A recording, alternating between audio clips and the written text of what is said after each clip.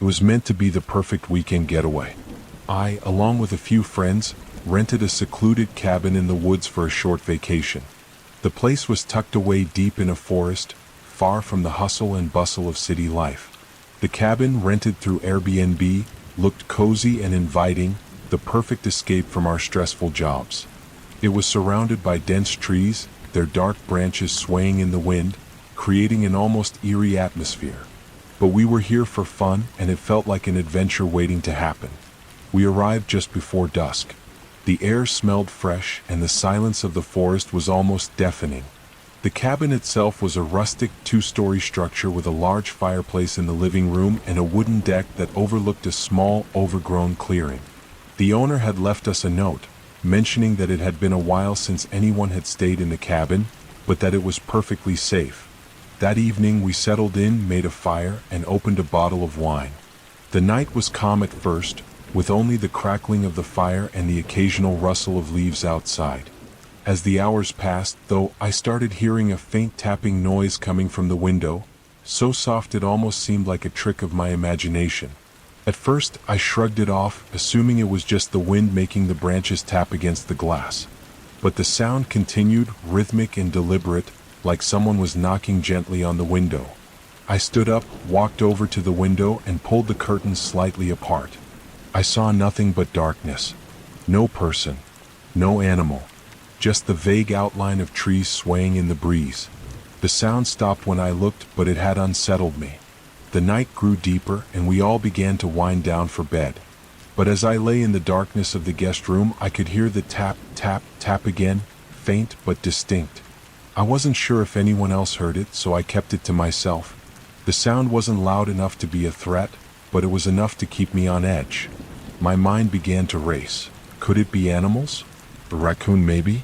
Or was someone out there? I told myself it was just my overactive imagination, the cabin's creaks and groans playing tricks on me. Then around midnight we all heard it, louder this time, a knock on the door. It wasn't a knock like a person would make to greet us. It was harsh and urgent, the kind of knock that sends chills down your spine. We all froze. Our eyes met in the dim light, and no one dared to speak. My heart pounded in my chest as I slowly made my way to the door, my breath shallow. I opened it cautiously but found nothing outside, just the black, empty forest stretching out into the night. But something was wrong. As I stepped back into the cabin, I noticed something on the doorframe. A blood-stained handprint, smeared as if someone had pressed their palm there while bleeding. The sight made my stomach churn. It was fresh. No one had been out there. No one had come near the cabin. The blood on the door seemed like a warning, but from whom? We closed the door and locked it, but the unease remained. I scanned the windows, checking the dark forest for any movement. I couldn't shake the feeling that something, or someone, was out there watching. We didn't sleep much after that. The wind had picked up, and the eerie tapping from the window continued sporadically, growing louder as if someone, or something, was trying to get our attention. We all gathered in the living room, sitting in silence, afraid to move. At some point, one of my friends dared to look out the window. Her face turned pale and she gasped, stepping back in terror. We rushed to her side, peering outside. A figure stood in the clearing, barely visible in the faint moonlight. He was tall, wearing dark clothes, and his face was obscured by a cloth. He stood there, motionless, watching us through the window, his eyes glinting eerily in the dark. His posture was stiff, unnaturally so. There was no sound, no movement, just the unblinking stare. Suddenly, the figure turned and walked away into the woods, vanishing into the darkness as if he had never been there. We all stood frozen for a moment, not knowing whether to scream or run. But something felt off. That person, if he was even a person, was not just standing there, he was waiting. Waiting for us to notice him. Waiting for something. We quickly bolted all the windows and locked every door, checking to make sure no one could get in. The night passed uneventfully after that. We didn't sleep. We kept hearing strange noises from outside, but none of us dared to go near the windows again. In the morning we found no trace of the man, no footprints, no sign he had even been there. We tried to convince ourselves it was just someone playing a prank. After all, who else could be out there in the woods, right? When we called the cabin's owner to report what happened, he simply said there was no one living nearby, no one for miles. The closest neighbor was a good 10 miles away, he assured us, and the property had been vacant for months before we arrived. I never went back to that cabin. The memory of the man's face, hidden in the shadows, has haunted me ever since. Sometimes in the dead of night, I still hear the tapping. Who was that man? What did he want? How had he known we were there? The worst part is we may never know the answers.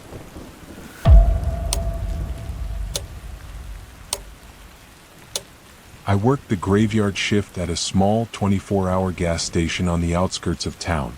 The station was tucked away on a lonely stretch of highway, surrounded by empty fields and woods. Most of the time, the night was uneventful, just the hum of the fluorescent lights and the occasional car pulling in to fuel up. The station was small, with only a couple of aisles inside, and my station manager was a laid-back guy who rarely checked in, leaving me alone most nights. It was just after midnight when the first car pulled in. A white van, slightly rusty, rolled up to the pump. The headlights flickered as the van came to a stop, and I glanced up from the counter, a little curious. The driver didn't exit right away, which was unusual. Most people just get out, pump their gas, and leave. But this guy, he just sat there, staring straight ahead. He didn't even glance in my direction. I tried not to think too much of it. Maybe he was just tired. It wasn't long before he opened the door and stepped out, moving slowly. The man was tall, wearing a dark hoodie that covered most of his face, his hands shoved deep into his pockets. I couldn't shake the feeling that something was off, but I figured I was just being paranoid. He approached the pump and started filling up without a word. His movements were stiff, deliberate. There was something strange in the air, and the hairs on the back of my neck stood up. I watched him for a while, but when he didn't look back, I turned my attention to the cash register. After a few minutes, I heard the faintest sound, like something scraping against the pavement. When I glanced out the window again, the man was no longer at the pump. Instead, he was standing by the front door, staring in through the glass. I froze. His eyes were locked onto me, his face still hidden by the hoodie. For a moment, neither of us moved. Then, he lifted a hand and slowly pressed it against the glass. I felt my pulse quicken, my breath shallow. His hand, his entire arm, was unnaturally still, like he was waiting for something. It was as if time had slowed, and the air around us had thickened. I didn't know what to do. I should have locked the door. I should have called the police. But I didn't move. I couldn't. Then he stepped back slowly.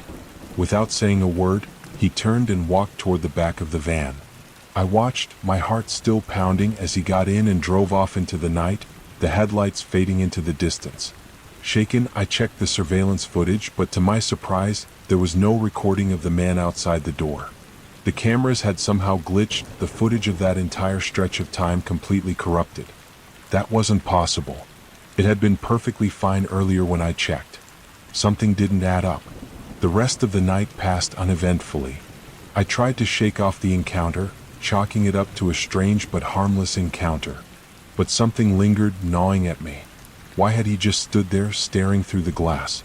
Why hadn't he said anything? Around 3 a.m., I had a sudden urge to check the security cameras again. As I scrolled through the footage, I stopped on the frame showing the door. This time, something was different. There, in the reflection of the glass, was a figure, no longer standing by the door but right behind me. I spun around, my heart racing. But the station was still empty, and I was alone in the dimly lit space. The reflection on the glass was gone as quickly as it appeared, but the cold chill that ran down my spine stayed. It felt like someone had just been standing there, watching me. For the rest of my shift, I couldn't shake the feeling that I wasn't alone. Every small sound, every flicker of light made me jump. When my shift finally ended, I was relieved to get out of there, but as I locked the doors and headed to my car, I couldn't help but glance around one last time. The next day, I went to check the gas station's logs for any signs of the man who had visited. There was nothing. No record of the van, no credit card transaction, no sign of the person at all. It was as if he had never been there. I've worked plenty of night shifts, and nothing has ever felt as unsettling as that encounter. I don't know who the man was or what he wanted, but I'll never forget the way he stood there, staring through the glass, his hand pressed against it like a warning. And I'll never understand how he seemed to vanish, not just physically, but from the very fabric of reality itself. I'm not sure what I saw that night, but I know one thing. I haven't been able to shake the feeling that he's still out there, waiting for me to return. Who was he? Why was he there? And why is it that, even now, I feel like someone is watching me just beyond the window, waiting to make his presence known once again?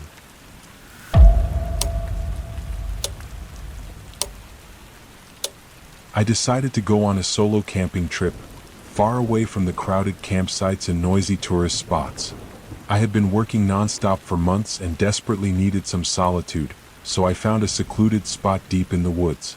It was an abandoned campsite located far off the main trail, a place where no one seemed to visit anymore. I figured it would be the perfect place to disconnect and unwind. The sun was setting as I set up my tent. The air was crisp, the smell of pine filling my lungs as I unpacked my gear. The campsite was quiet, too quiet, nothing but the occasional rustle of leaves or distant calls of birds. There were old, crumbling picnic tables scattered around, overgrown with ivy, and a fire ring covered in ash. The silence felt almost oppressive, but I brushed it off, eager to enjoy the peace. That night, I made a small campfire and cooked a simple meal. The flames danced and crackled, casting flickering shadows around the campsite. I sat there for a while, lost in my thoughts. The sun had completely disappeared, and the woods were bathed in a dark, velvet silence. I felt like I was the only person in the world. Around midnight, I started to hear something faint in the distance. Footsteps, slow and deliberate. I paused, listening carefully. The footsteps seemed to be getting closer, coming from the woods. At first, I thought it might be a deer or some other animal, but the sounds were too rhythmic, too human. I felt my heart rate increase. I was alone, miles from any other campers. The thought of someone else in this desolate place unsettled me. I quickly grabbed a flashlight, pointed it into the darkness, and called out, "Hello?" The footsteps stopped. There was an unnerving silence that followed, and I waited, expecting someone to answer. But no one did. After a few moments, I decided to check it out. I grabbed my jacket and stepped out of my tent, the beam of the flashlight slicing through the dark. The light illuminated the trees, casting long, eerie shadows. I walked cautiously toward the edge of the campsite, where the sounds had seemed to come from. As I moved deeper into the woods, I couldn't shake the feeling that I was being watched. I reached the edge of the campsite and scanned the area, but there was nothing. The forest was still. No more footsteps, no rustling. I told myself it was just my nerves playing tricks on me and started to turn back. That's when I saw it. Just off to the side, near a large tree, was an old, worn boot, completely out of place in the wilderness. I crouched down, shining the flashlight on it. It looked like someone had left it behind in a hurry. There was dirt and mud caked around it, and the laces were tied in a way that made the boot look almost as if it had been discarded mid-step. My stomach dropped. Someone had been here recently, and the thought sent a shiver down my spine. I backed away slowly, returning to my tent. The thought of being alone in such a remote place now felt unbearable. But I couldn't leave, at least not until morning. I decided to stay up for a while, keeping the fire burning and listening for any more strange noises. The next few hours passed slowly, the tension hanging in the air. Every small sound seemed amplified in the stillness of the night. I heard what sounded like a twig snapping in the distance, then a rustling, closer this time. My heart was pounding as I scanned the surrounding woods. The flashlight's beam barely cut through the blackness. I was just about to turn in when I noticed something in the shadows near my campfire. Movement, fleeting but definite. I stood frozen, staring into the darkness. Something was out there. Suddenly, the unmistakable sound of breathing reached my ears, deep, raspy breaths coming from just beyond the trees. Someone was nearby. My throat went dry, and I felt a surge of panic rising within me. I wasn't imagining this. I wasn't alone. In a burst of adrenaline, I grabbed my things, my mind racing. I couldn't stay here another second. But as I scrambled to break down my tent and pack my gear, I heard a faint voice, almost a whisper, carried by the wind. It was too faint to make out the words, but I felt it, a deep sense of dread, as if the very forest was alive, watching me. I paused mid-motion. Something was wrong. The whisper had come from behind me. Slowly, I turned around, my flashlight trembling in my hand. There, standing just inside the tree line, was a figure. It was tall, cloaked in darkness, and didn't move, just stood there watching me. I couldn't make out any details, but the silhouette was unmistakable. The whispering stopped, replaced by the same heavy breathing I'd heard earlier. My legs froze. I couldn't move, couldn't scream. It was like my body refused to react to the terror I felt. I didn't know who or what it was, but all my instincts screamed at me to run. I turned and bolted, not looking back, my heart thundering in my chest. As I ran through the woods, the sounds of pursuit followed. Footsteps, slow, deliberate, echoed behind me, keeping pace with my frantic flight. I didn't stop until I reached my car. Breathless and panicked, I fumbled for my keys and locked the doors, staring out into the woods, still hearing the soft, rhythmic footsteps outside. But when I dared to look out the window, there was nothing. The forest was silent again. I drove off as fast as I could, not stopping until I was well out of the woods. I didn't dare look back. To this day, I have no explanation for what I encountered that night. The whispers, the figure, the footsteps, everything about it felt wrong, like I had stumbled into something I was never meant to see. The campsite is still out there, but I'll never go back. Whatever was waiting for me in those woods is still there, watching. And I know now that some places are better left abandoned. Who or what was it, and why was it following me? I'll never know.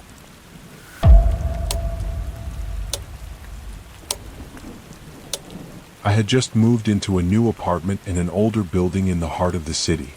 The apartment wasn't much, small with creaky floors and a view of an alley, but it was cheap, and after spending months on the move, it felt like the perfect place to settle in for a while.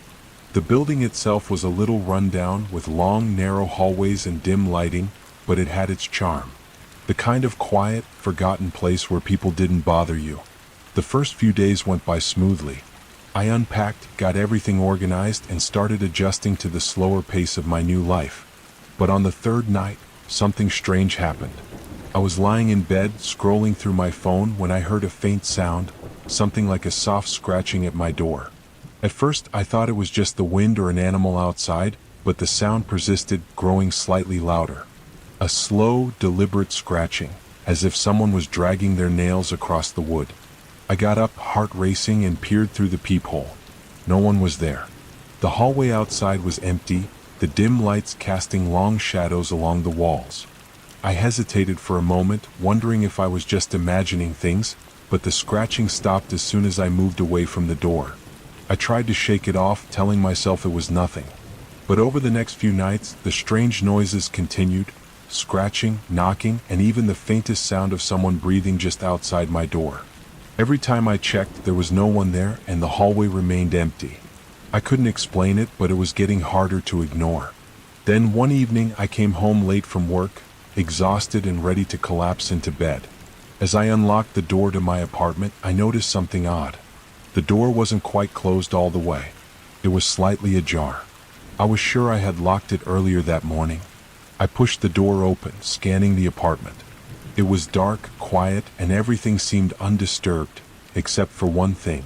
The couch cushions were out of place, as if someone had been sitting there recently. But no one had been inside. I had been gone all day. My pulse quickened as I stepped inside, closing the door behind me. I checked the windows, making sure they were all locked. There was no sign of forced entry, no evidence of anyone breaking in. Still, the feeling that something was wrong weighed heavily on me. It was as if someone had been inside my apartment, just waiting for me to return. That night, I decided to set up a small camera near the front door, hoping to catch whoever, or whatever, was behind the disturbances. I had no idea what to expect, but I wasn't about to let whatever was going on go unchecked. The next morning, I checked the footage. My stomach dropped when I saw what the camera had captured. It wasn't much at first, just the quiet of the hallway. But then, around 2 a.m., the footage showed something disturbing. A figure, cloaked in a dark hoodie, appeared at the door. They stood there for several minutes just outside the frame of the camera, as if waiting. Then, the figure slowly reached out and pressed their hand against the door, lingering there. I could see their fingers, long and pale, leaving faint smudges on the glass. It was the same handprint that had appeared on my door before, except this time it was clearer. I froze, unable to breathe. The figure didn't leave immediately. They stayed there, silently watching the door.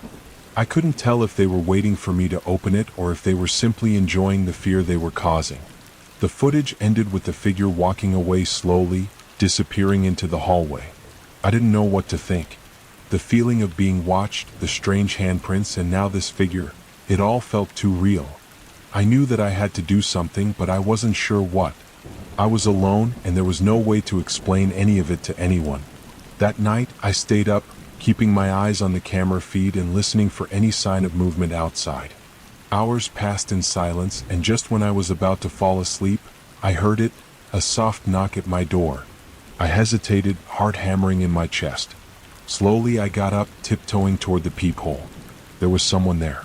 It was the same figure from the footage, standing just outside, their face hidden in the shadows of their hood. They didn't knock again, but stood silently, just waiting. My breath caught in my throat. I didn't know what to do. Should I open the door? Call the police? I was paralyzed with fear. I waited, watching, praying they would leave. But the figure didn't move. It was as if they were waiting for me to make the first move. Then, without warning, the figure turned and walked away, disappearing into the darkened hallway. I quickly locked the door and backed away, my heart still racing. I grabbed my phone and dialed the police, but when they arrived, they found no sign of anyone. No footprints, no evidence of an intruder. The apartment complex's security cameras showed nothing either. No one had entered the building at any point during the night. The building manager even assured me that no one had been in the hallway or near my door. It was as if the figure had never been there at all. I don't know what to believe. Was it a ghost? A stalker? Or was I losing my mind? But I know one thing for sure. Someone is watching me. And no matter what I do, I can't escape the feeling that the stranger is still out there, just beyond my door, waiting for the right moment to return. Who were they? And why are they so determined to make their presence known? I don't have the answers, but every night as I lock my door and pull the blankets tightly around me, I wonder when they'll come back.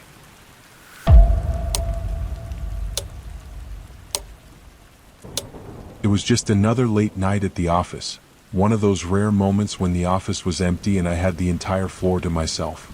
The city outside was dark, the streets quiet except for the occasional car passing by.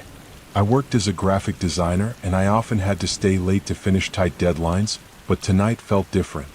There was an eerie stillness in the air, as if the world outside had paused. I wasn't alone in the building. There were always a couple of night shift workers in nearby offices, but I rarely saw them. It was a large, old building with narrow hallways and high ceilings.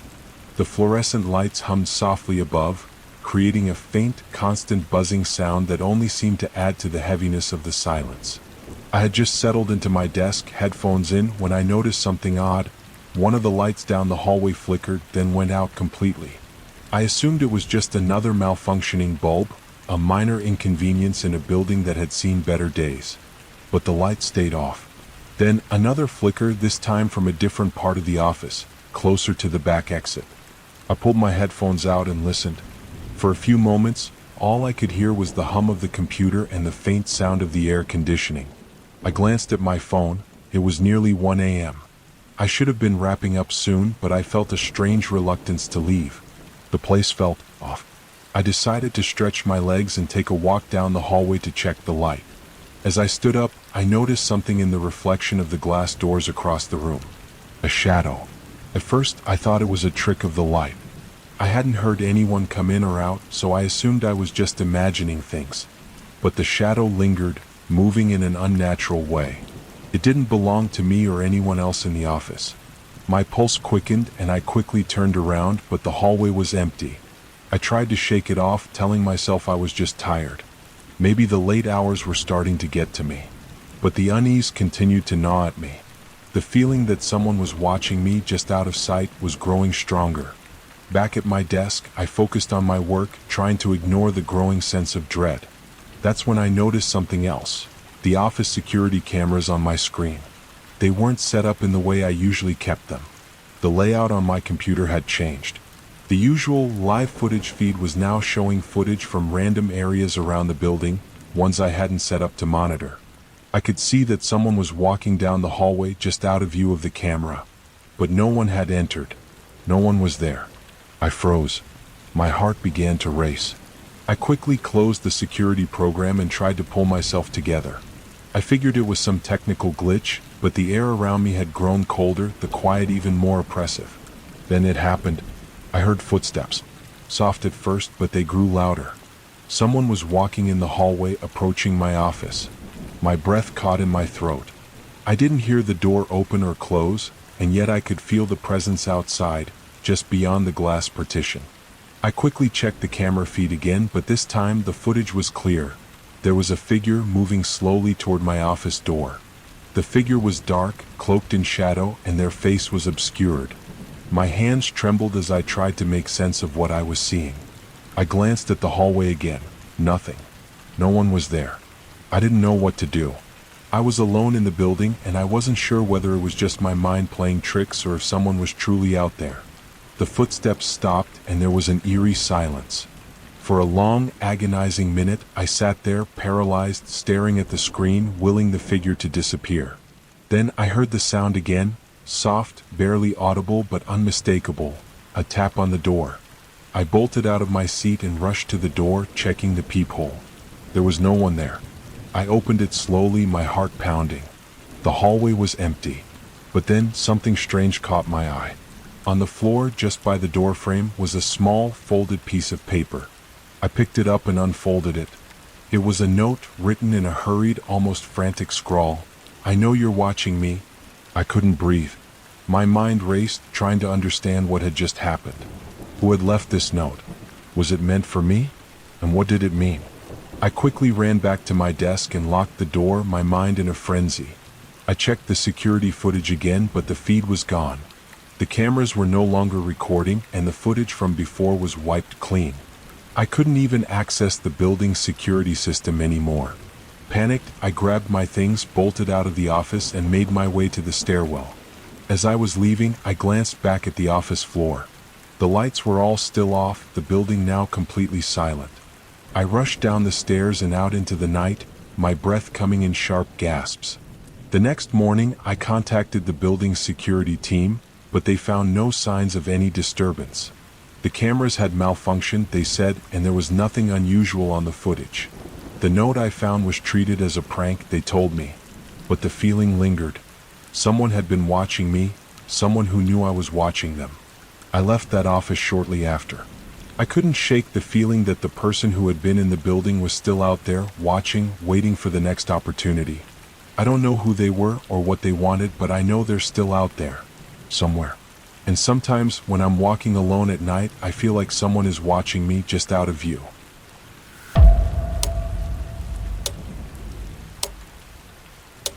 It was just another long drive back home.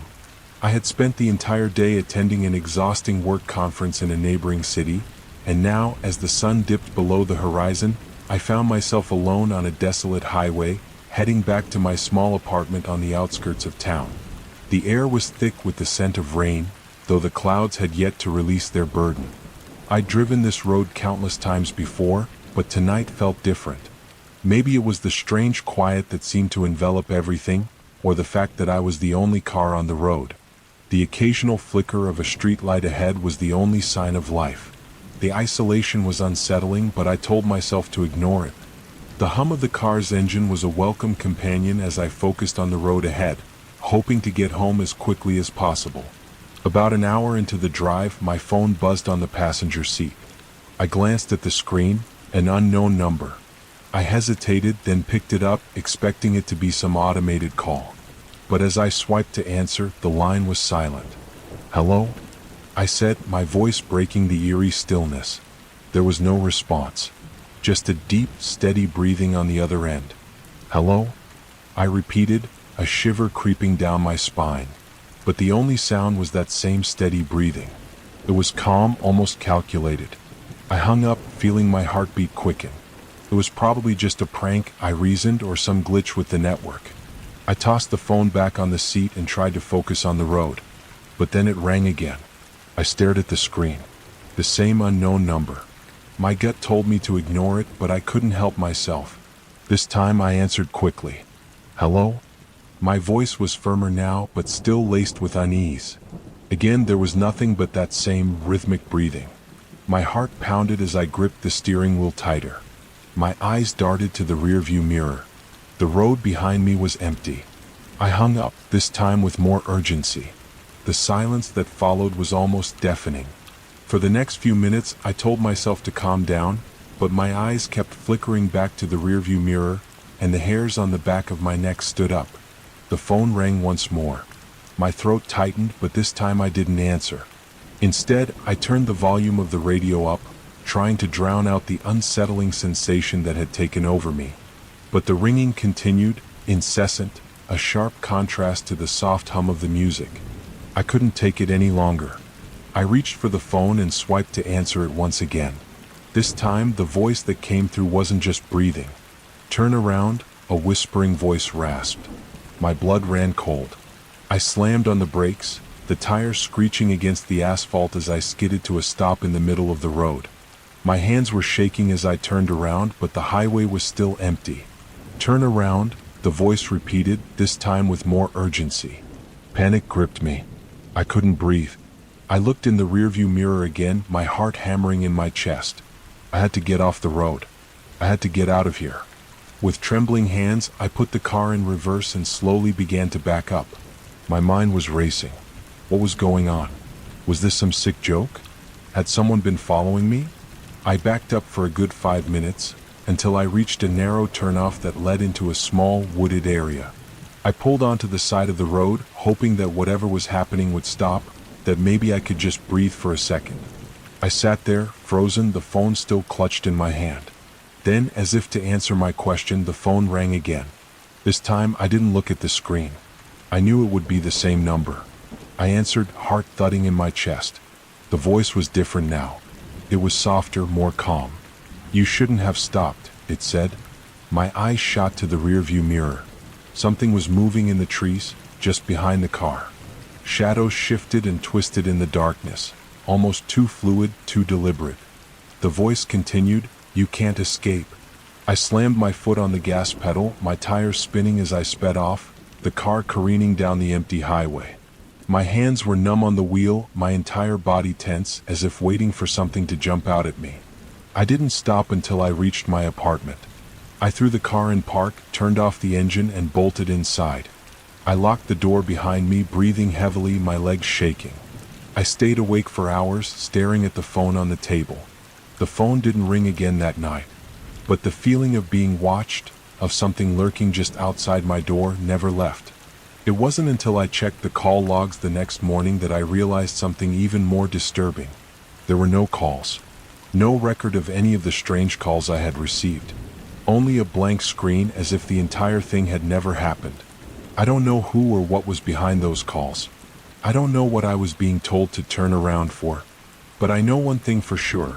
The next time I'm driving down a dark, empty road, I won't be answering any calls.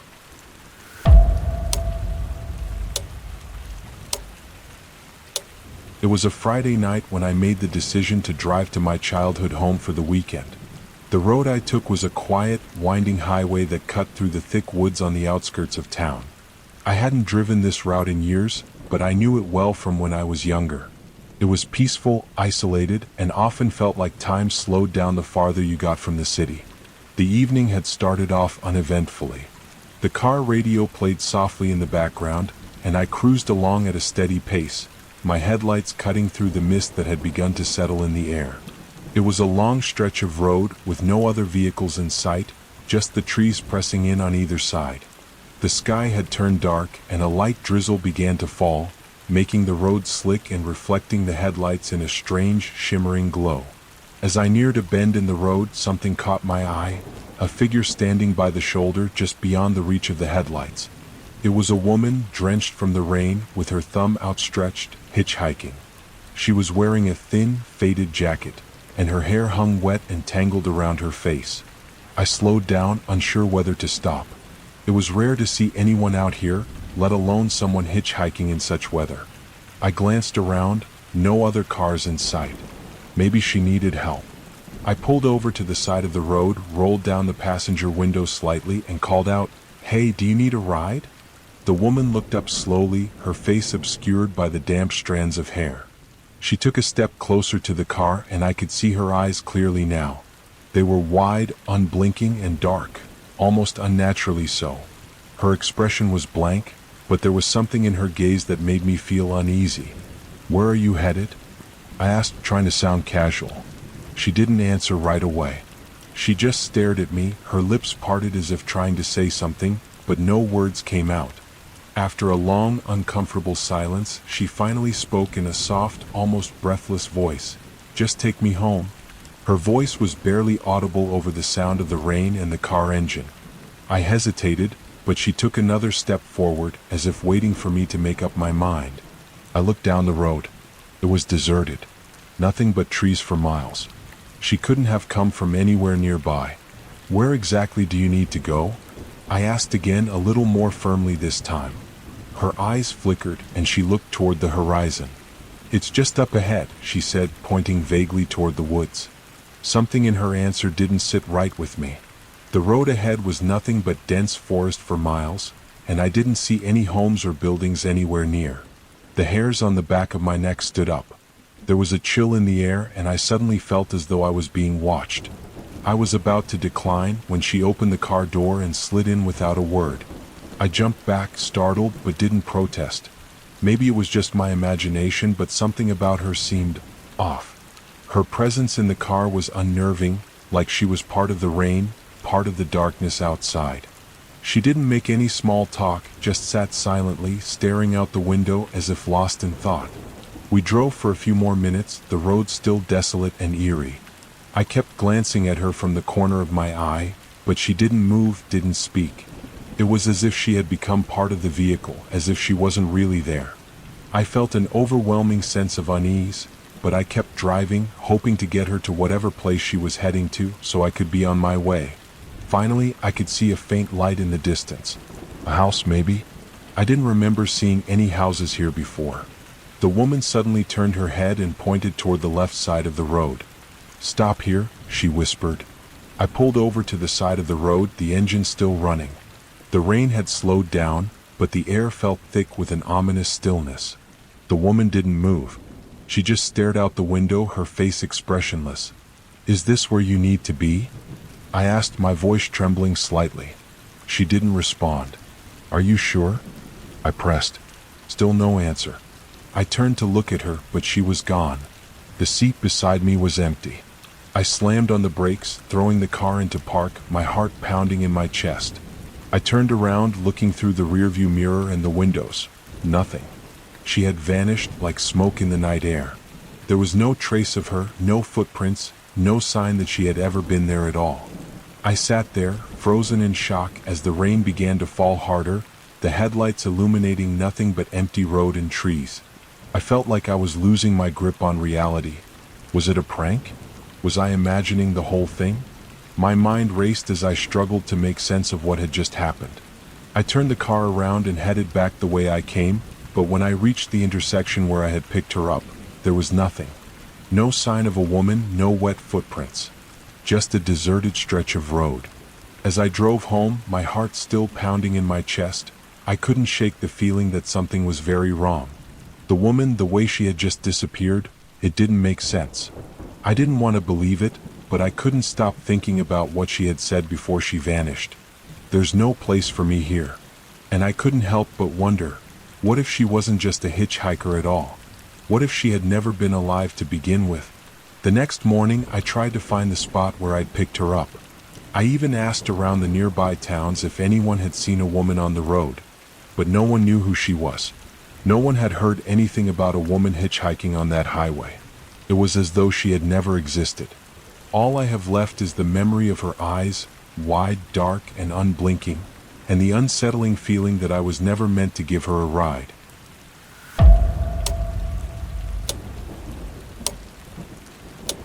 I had just moved into a new apartment, a small, modern one in a quiet neighborhood.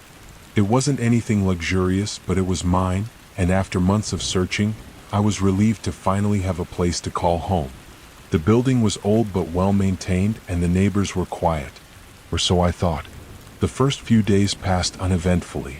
I spent my evenings unpacking and getting to know the layout of the place. It wasn't until the third night that I noticed something strange. I was getting ready for bed, having just finished locking all the doors and windows when I heard it, an almost imperceptible sound coming from the hallway. It was a faint rustling noise like fabric brushing against the floor. I froze, my pulse quickening. I thought it was probably the wind or maybe the neighbor's cat sneaking around. But then I heard it again. A soft, deliberate scrape as though something, or someone, was slowly moving down the hallway outside my apartment. I got up and tiptoed to the door, pressing my ear against it. The hallway was completely silent. I couldn't hear anything over the thudding of my own heartbeat. I turned the hallway light on and checked the peephole, but the corridor was empty. The door to the apartment across the hall was closed. No one had been outside. I told myself I was imagining things. Maybe I'd heard a neighbor walking in the next building, or it was just the building settling. But then I noticed something that made my stomach drop. The locks on the door weren't as they had been before. The deadbolt, which I always checked twice, was slightly ajar. I pushed the thought away, trying to calm myself down. I double-checked the locks, making sure everything was secure, and went back to bed, though I couldn't shake the uneasy feeling that something was wrong. Around 2 a.m. I woke up to a noise again. This time it was unmistakable, a loud thump followed by the sound of something dragging. My blood ran cold. It was coming from the living room. I grabbed my phone from the nightstand and quickly dialed 911, my hands shaking. I didn't want to leave the safety of my bedroom, but I knew I had to make sure everything was locked. The thumping continued, growing louder as it approached the door to my bedroom. I could hear slow, deliberate footsteps now. Suddenly, I heard the sound of a key turning in the lock. I wasn't sure what to do. I could hear the intruder outside the door, breathing heavily as if they were waiting for something. My mind raced, trying to figure out what to do next. I had to leave, but I didn't want to alert the person outside that I was awake. I grabbed the nearest object, a lamp, and prepared to defend myself. But just as I was about to move, the door handle twisted again, and the door creaked open. I jumped back, the lamp slipping from my hand and crashing to the floor. Standing in the doorway was a man, tall, unshaven, and wearing a dark hoodie that concealed his face. His eyes gleamed in the dim light, and his hands were hidden behind his back. He didn't say a word. He just stood there, staring at me, his presence sending a cold wave of fear through me. I backed up, my breath shallow, my hands slick with sweat. Then the man spoke, his voice low and gravelly. "I'm not here for you," he said, his words sending chills down my spine. "I'm here for the safe." I didn't understand. My heart raced in confusion and fear. What safe? I didn't own anything valuable. The man's gaze didn't waver, and as he took a step forward, I bolted past him, running down the hallway to the emergency exit. But when I opened the door, I was hit with a terrible realization. He wasn't the only one in the building. The stairwell was filled with people. At least 5 or 6 figures, all dressed similarly in dark clothes, were moving up the stairs. My breath caught in my throat as I realized what was happening. They weren't here for me, they were here for something else. I rushed back into my apartment, locking the door behind me. My hands fumbled as I dialed 911 once again, telling the operator about the break-in and the armed men in the building. As I waited, I tried to barricade the door with whatever I could find, furniture, lamps, anything. The minutes felt like hours. But then I heard the sound of sirens approaching, getting closer. The footsteps outside my apartment stopped. I didn't sleep the rest of the night. When the police arrived, they cleared the building, but by the time they reached my apartment, the intruders were gone. They never found anyone and no one was arrested. In the days that followed, I did some digging.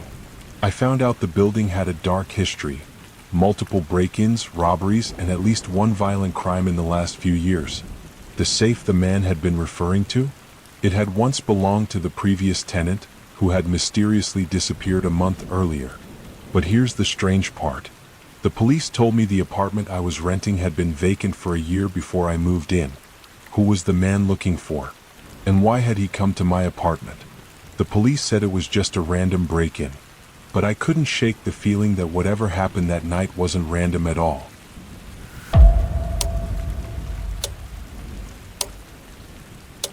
It was a chilly fall evening when I moved into my new apartment in an old building on the edge of the city. The building was worn, with peeling paint and squeaky floorboards, but the price was unbeatable and I didn't mind a little character. The landlord was an older man, quiet and a bit strange, but he seemed harmless enough. He showed me the apartment, a small one-bedroom on the 3rd floor, and handed me the keys with a knowing smile. "Good luck with the place," he said almost too cheerfully. "We don't get many people interested in this unit, but I think you'll find it's just what you need." I didn't think much of it at the time. I was excited to finally have my own space and began moving in that same evening. The building's hallways were narrow, and the air smelled faintly of mildew. I assumed it was just due to its age, nothing to be alarmed about. The apartment itself, though small, was cozy, with windows that let in enough light to make it feel welcoming. The first night, I felt an odd sense of isolation, as though the place had been untouched for years. The silence was deep, almost oppressive, and I didn't hear a single noise from the other apartments. The building felt empty, too empty in fact. I shook it off as normal, it was late after all. But the next day as I was unpacking, I noticed something strange. The apartment next door, the one to my right, had a light on, which was odd because I hadn't seen anyone come or go. The blinds were drawn, but the faint glow of a lamp seeped through. Curious, I knocked on the door, thinking I might introduce myself to my new neighbor. No answer. I knocked again, a little louder this time. Still nothing. I hesitated before turning to walk away, but as I did, I saw something that made my blood run cold. The apartment door was slightly ajar. Not enough for anyone to see inside clearly, but enough for me to see the faint outline of a shadow. Someone inside, standing still. My mind raced, but I did nothing at first. I wasn't sure what to think. Maybe the neighbor was just shy. I shrugged it off, but the unease lingered, gnawing at me. Later that night, I returned to my apartment after work and something felt off. The hallway was dim, the faint buzz of the overhead light casting shadows that seemed to move on their own. As I reached my door, I glanced at the door next door again. The light was off now, and the door was fully closed, but I could have sworn I saw a figure standing near the window. I didn't think about it much until the 3rd night. That evening, I returned to my apartment, the hallway silent as ever. But when I got to my door, I noticed something different. The door next door was slightly cracked again. And this time, I could hear something soft, almost imperceptible sounds coming from inside. Like whispering. Curiosity got the better of me. I couldn't help myself. I pushed the door open just a crack and peered inside. My heart skipped a beat. The apartment was spotless. Everything was arranged perfectly, as if no one had ever lived there. There was no clutter, no sign of use. No coat hanging by the door, no shoes by the entrance. It was empty, but the faint sound of whispering came from deeper within, muffled as if someone was speaking in low voices. I stepped back, my pulse racing. What was going on? Was the apartment actually vacant? Had I imagined the light, the shadows? My mind began to race with possibilities, but I couldn't stand still any longer. I knocked again, louder this time, but the whispering stopped. No one answered. I was about to leave when I noticed something strange. The apartment's door was wide open now. There was no sound from inside, but the door was ajar in a way that made it seem welcoming. It felt wrong. The kind of wrong that made my stomach twist. I stood there, frozen, staring at the door. But the temptation to investigate was too great. I stepped inside, calling out softly, "Hello?" Nothing. I walked further in, the air stale and still. The faint smell of dust hung in the air. And then, at the end of the hallway, I saw it. A door, slightly open, leading into a small room. The whispering had returned, clearer now. It was coming from that room. With my heart thudding in my chest, I pushed the door open. The room was empty. Empty except for one thing, a small desk with a single chair. And on the chair there was a jacket. A jacket I recognized. It was the same one the landlord had been wearing when I moved in.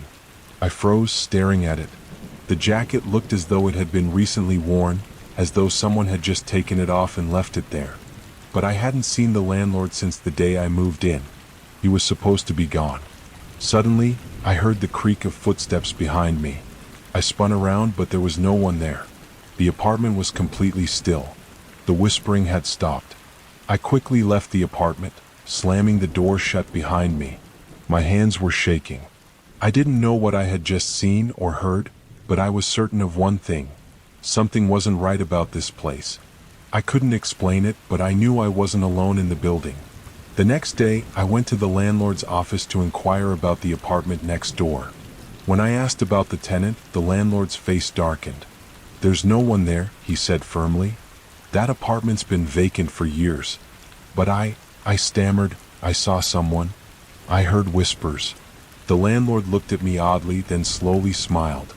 "You're not the first to say that," he said quietly. "That apartment's been empty for a long time. It's not always empty, though." I didn't ask for more. I left quickly, my heart pounding in my chest. Since then, I've never gone near that apartment again. I don't know who or what I saw, or what was whispering in that empty room, but I know one thing for certain. I'm not the only one living here, and I don't think I ever will be.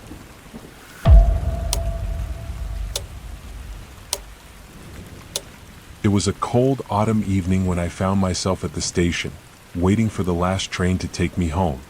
I had been at a late work event in the city, and the train ride was my only option to get back to my small, out-of-the-way apartment. The station was almost deserted, save for a few tired-looking commuters and a couple of stray passengers who seemed just as eager as I was to get home. The old train station, with its cracked tiles and dim lights, had a charm to it that I couldn't quite explain.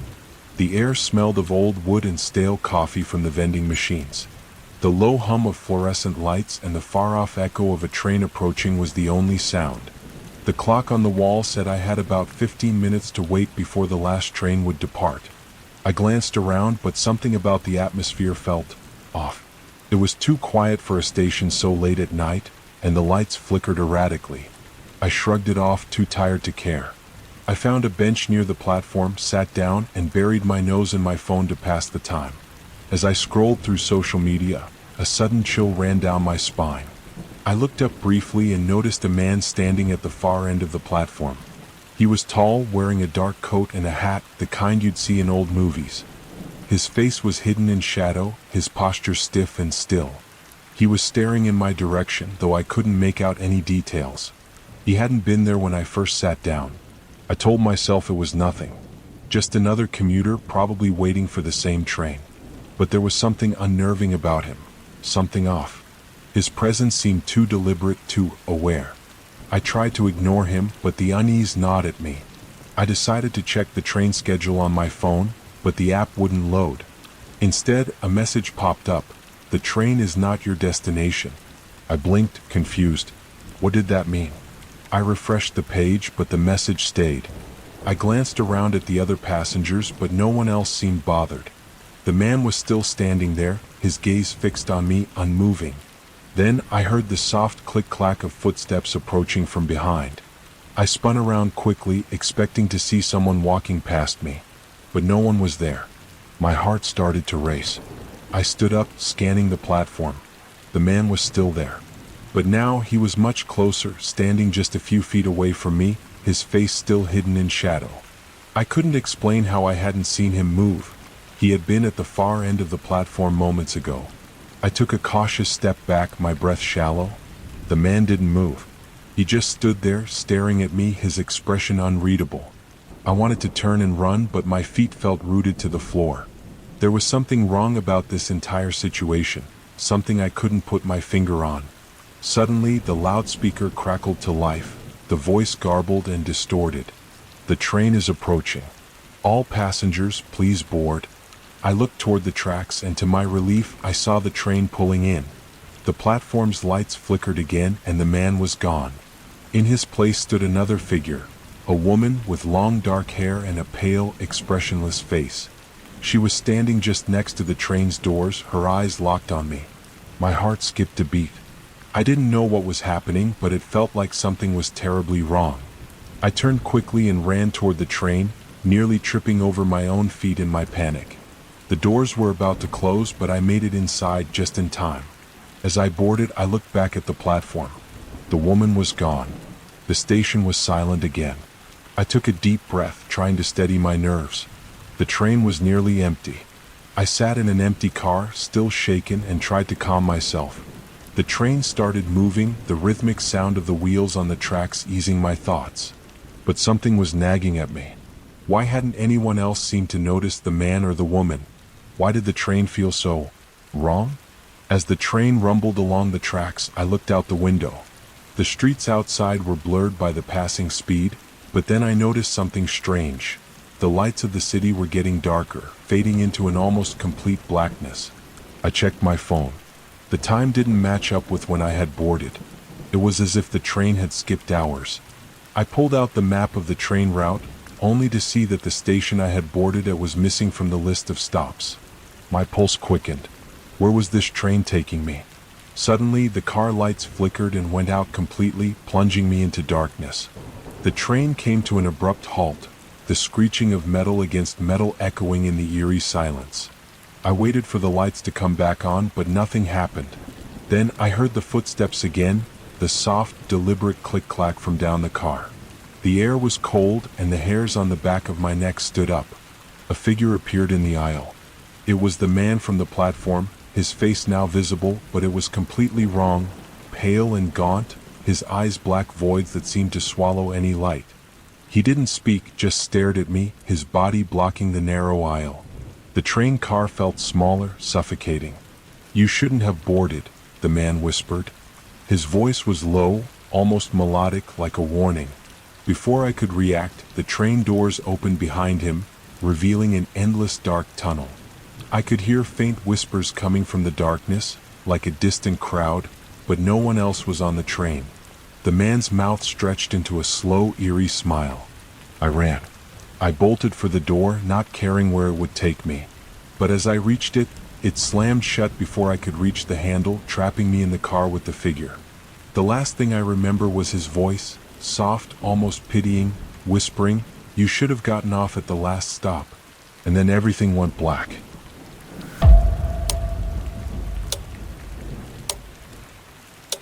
It was supposed to be a fresh start. After months of searching for an affordable place in the city, I finally found a small apartment in a quiet, residential building on the outskirts. It was exactly what I was looking for: cheap rent, a convenient location, and a building that seemed to have a charm to it. The landlord was friendly enough, and the other tenants mostly kept to themselves, as I was told. I moved in on a Saturday, unloading boxes and settling into my new space. The first thing I noticed was how unusually quiet the building was. The neighbors, according to the landlord, were all long-term residents, and most of them had kept to themselves. There was only one other person living on my floor, a man in his late 30s who I hadn't yet met. I didn't think much of it. The first few days were uneventful. I spent my time unpacking and adjusting to my new routine. However, by the end of the first week, I noticed something strange about my neighbor. Every time I would come in or out of my apartment, I would see him standing by his door, staring at the floor. He never greeted me or even acknowledged my presence. He just stood there, motionless, his face blank. At first, I thought it was a coincidence. Maybe he was just shy, or maybe he was busy with something in his apartment. But this became a pattern. Every single time I saw him, he was standing there, silently, in the exact same spot. I'd nod or say hello, but he never responded. I couldn't help but feel uncomfortable, like there was something unnerving about his stillness. The real issue started on the fourth day. I was heading out to grab some groceries, and as I passed his door, I saw him standing there again as usual. But this time, something was different. His door was slightly ajar, and the faint sound of murmured voices came from inside. I could just make out the soft, rhythmic sound of someone speaking, as though there were another person in the room with him. I froze for a second, feeling a chill run down my spine. I hesitated before knocking on his door, thinking maybe I should at least introduce myself. But before I could even raise my hand, the murmuring stopped abruptly. There was a long silence, and then the door slowly creaked open, just wide enough to reveal the dark, empty apartment beyond. I waited for a moment, expecting someone to appear or for him to at least acknowledge me, but the apartment was completely still. There was no one else inside. I stood there for a moment, unsure of what to make of it, and then quickly walked away. That evening I tried to shake it off. Maybe the voices I heard were just coming from the apartment next door, or perhaps he had a radio or TV on low. I tried to distract myself with a book, but I couldn't stop thinking about it. What had I really heard? The whole situation was starting to feel off. The next day, I noticed that his door was ajar again, but this time, there was something different about it. The door was slightly pushed open, as though someone had been standing there but had just left. I hesitated before deciding to knock. No one answered. I knocked again, a little louder this time, but still there was nothing. This time I tried to turn the handle, and to my surprise, the door creaked open just slightly, as though it had been left unlocked. My heart began to race. I didn't want to pry, but something in the back of my mind urged me to peek inside. I pushed the door open, just enough to glance inside. The apartment was eerily silent, dark, and cold. But then my eyes landed on something in the far corner of the living room. It was a chair. And sitting in the chair was my neighbor, his back to me, his head down, as though he was staring at the floor. But something about the scene felt wrong. The way he was sitting, it was as if he were waiting for something. Or someone. I stepped back quickly, my pulse pounding in my ears. I thought about calling the landlord or the police, but I didn't know what to say. What was I supposed to tell them? That my neighbor was sitting in his apartment in complete silence, staring at the floor? Sounded absurd. I decided to leave things alone, at least for the moment. But from that point on, I couldn't stop thinking about it. Every time I passed his apartment, I felt the pull of unease, like there was something I was missing. It wasn't just the silence that bothered me, it was the way he was always there, always still, always waiting. Then 2 days later, I woke up to a knock on my door. When I opened it, the landlord was standing there, looking uncharacteristically serious. "Have you seen your neighbor recently?" he asked, his voice low. I nodded, confused. "Yes, he's been standing by his door like usual." The landlord's expression darkened. "That's the problem. He's gone missing. He hasn't been seen for 2 days. The police are looking into it, but no one has seen him leave his apartment. Not a single person has seen him since yesterday." My heart skipped a beat. "But I saw him just yesterday. He was in his apartment, sitting in a chair. He was..." The landlord interrupted me. "That's the thing. His apartment's completely empty. No belongings, no clothes, no signs that he's been there for a long time. He hasn't left a trace. We don't know where he is, but we know he's not coming back." I was silent, my mind racing. The man I'd seen sitting in that chair had looked so real. But if he was gone, where had he gone? What had I seen? Days passed, and the landlord never brought it up again. I heard nothing more about the missing neighbor, and no one else seemed to care. But every night, when I came back to my apartment, I still felt the same eerie sensation that I wasn't alone. And sometimes, when the wind howled just right outside my window, I could swear I heard the faintest sound, like murmured voices just beyond my door.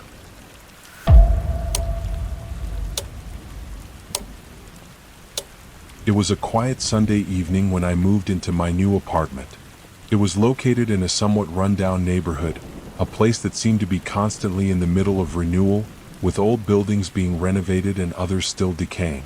My apartment was on the 5th floor of an aging building with creaky floorboards and thin walls, but the rent was cheap and the view, well, the view was perfect. From my window, I could see a sprawling cityscape, with the distant hum of traffic and the occasional train passing by. It was exactly what I needed, peace and isolation after a stressful job and a hectic life. But there was one thing I couldn't ignore. Every night, as I sat by the window with a cup of tea or a book, I saw the same man. He lived in the building directly across from mine. His apartment, just one window away, was always dark, save for one dim light. Every evening, like clockwork, he would sit by the window facing outward, staring directly at me.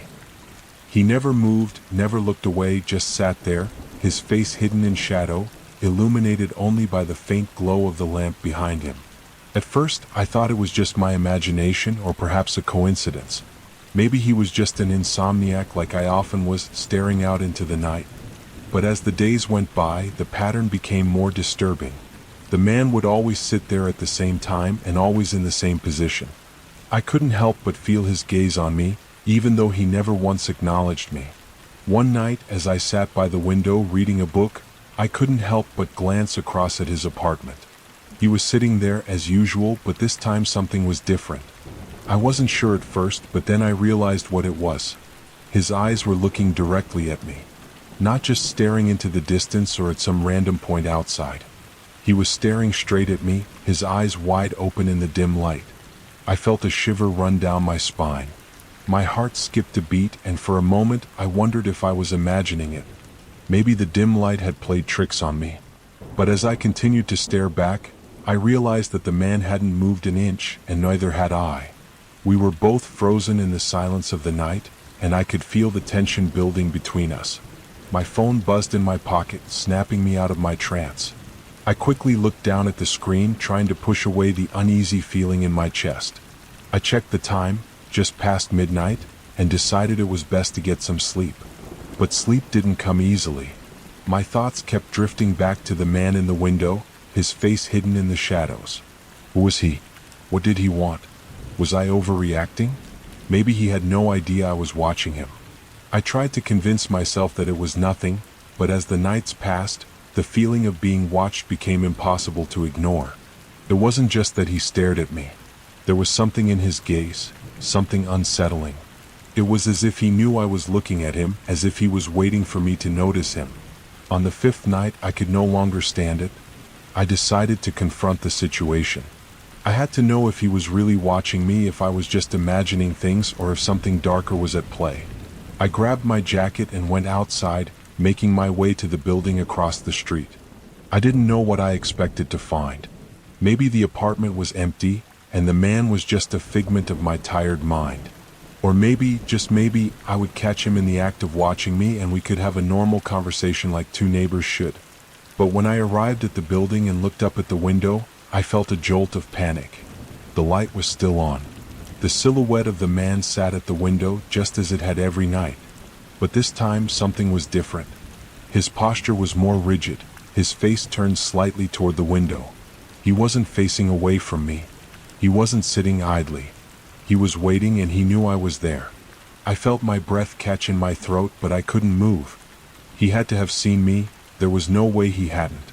The stare was too direct, too intentional. I stumbled back from the building, feeling sick to my stomach. I returned to my apartment, heart racing, and as I looked out my window once again, I saw that the man was still there, still watching. His eyes, those dark, hollow eyes, locked on me through the distance. But this time something new happened. He smiled. It was a slow, unsettling grin, stretching across his face like a predator about to pounce.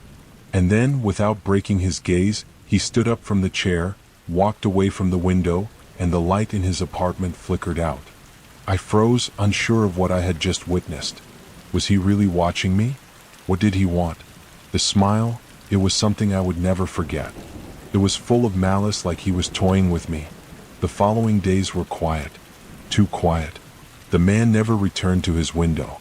His apartment remained dark, the blinds always drawn. I began to feel a sense of relief, thinking that maybe whatever strange connection we had shared had ended. But then, a week later, I noticed something. A small note was slipped under my door. I picked it up, hands trembling. It was written in a neat, precise handwriting. "I know you're watching me." My breath caught in my throat. The handwriting was unmistakable. It was the same style as the note I had found a few days before. And for the first time, I wondered if I had made a terrible mistake by confronting him. Since then I've moved. I couldn't stay there, couldn't bear the thought of that man's eyes still watching me from across the street. But even now, wherever I go, I can't shake the feeling that I'm still being watched by someone or something that knows more about me than I can ever understand. And the worst part? I never saw the man leave the building.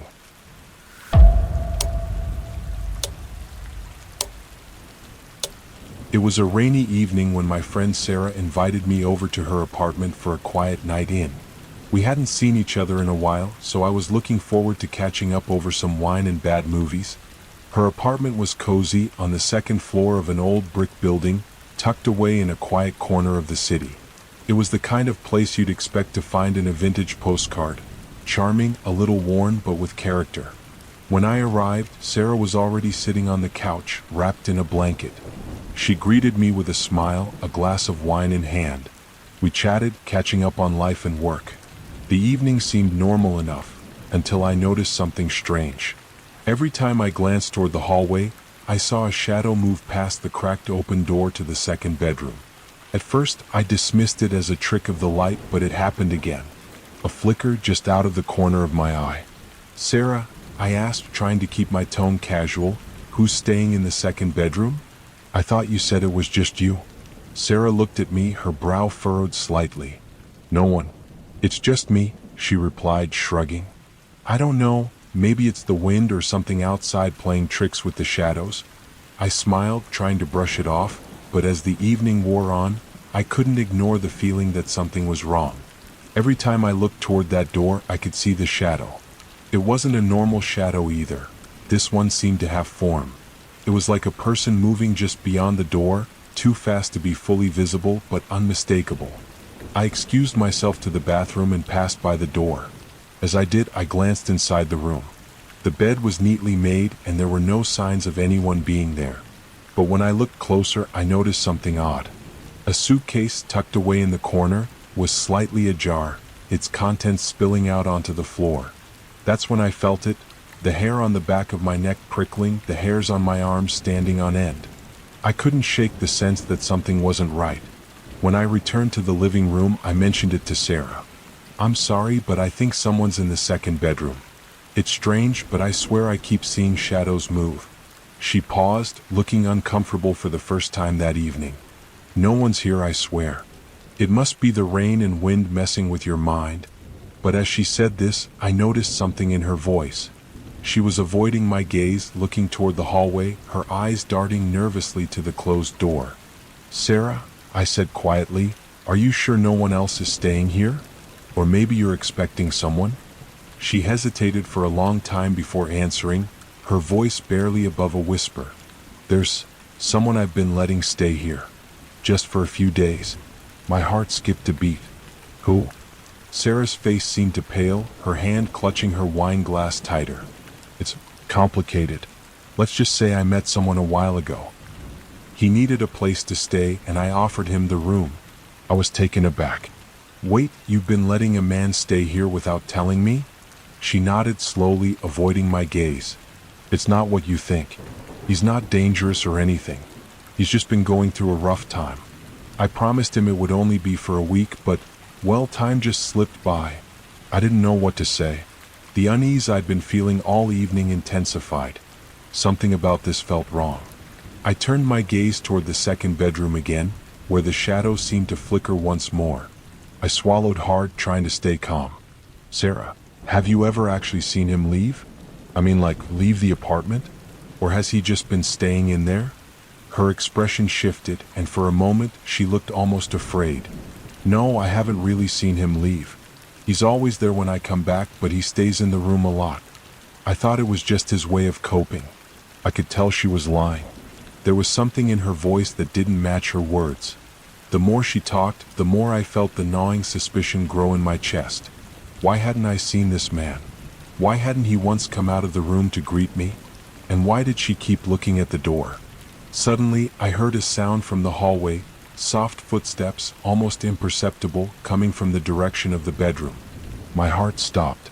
Sarah and I both froze. The footsteps grew louder, closer, as if someone was walking toward us. But the hallway remained empty. "Sarah?" I whispered. "Who's out there?" Before she could answer, the door to the second bedroom creaked open. For a split second, I saw a figure, tall with messy hair, wearing a tattered shirt, standing in the doorway. But just as quickly as it appeared, the figure retreated back into the room. The door slammed shut behind him. I stared at Sarah in shock, my pulse pounding in my ears. "Who was that? Sarah, who is that?" She looked at me, her face pale, her voice trembling. "I don't know. He shouldn't be out of his room. I haven't seen him in days." I immediately stood up and moved toward the door, but Sarah grabbed my arm, her grip tight. "Please don't go in there," she begged, her voice barely audible. You don't understand. He's not who he seems. Who is he, Sarah? I demanded. What are you hiding from me? But Sarah didn't answer. She just stared at the closed door, her face a mixture of fear and guilt. I pushed her hand off and walked toward the bedroom. As I reached for the handle, I heard the unmistakable sound of someone breathing, deep, slow breaths as if they were waiting. I turned the handle slowly and opened the door. The room was empty. No one was there. The bed was undisturbed and the suitcase was closed now. But the air in the room felt off. It was cold and stale, like it hadn't been aired out in days. And then I saw it. On the floor near the window was a piece of paper, a note written in shaky handwriting. You shouldn't have come in. He's never going to leave. Before I could process what I was reading, I heard the unmistakable sound of footsteps behind me, soft, deliberate. I turned around and in the doorway stood the man, his face now visible. He wasn't looking at me. He was looking at Sarah. And then he smiled.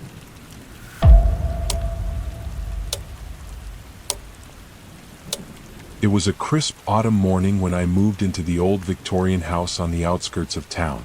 The house had been vacant for years, a relic of a bygone era, with its peeling paint, overgrown garden, and creaky wooden floors.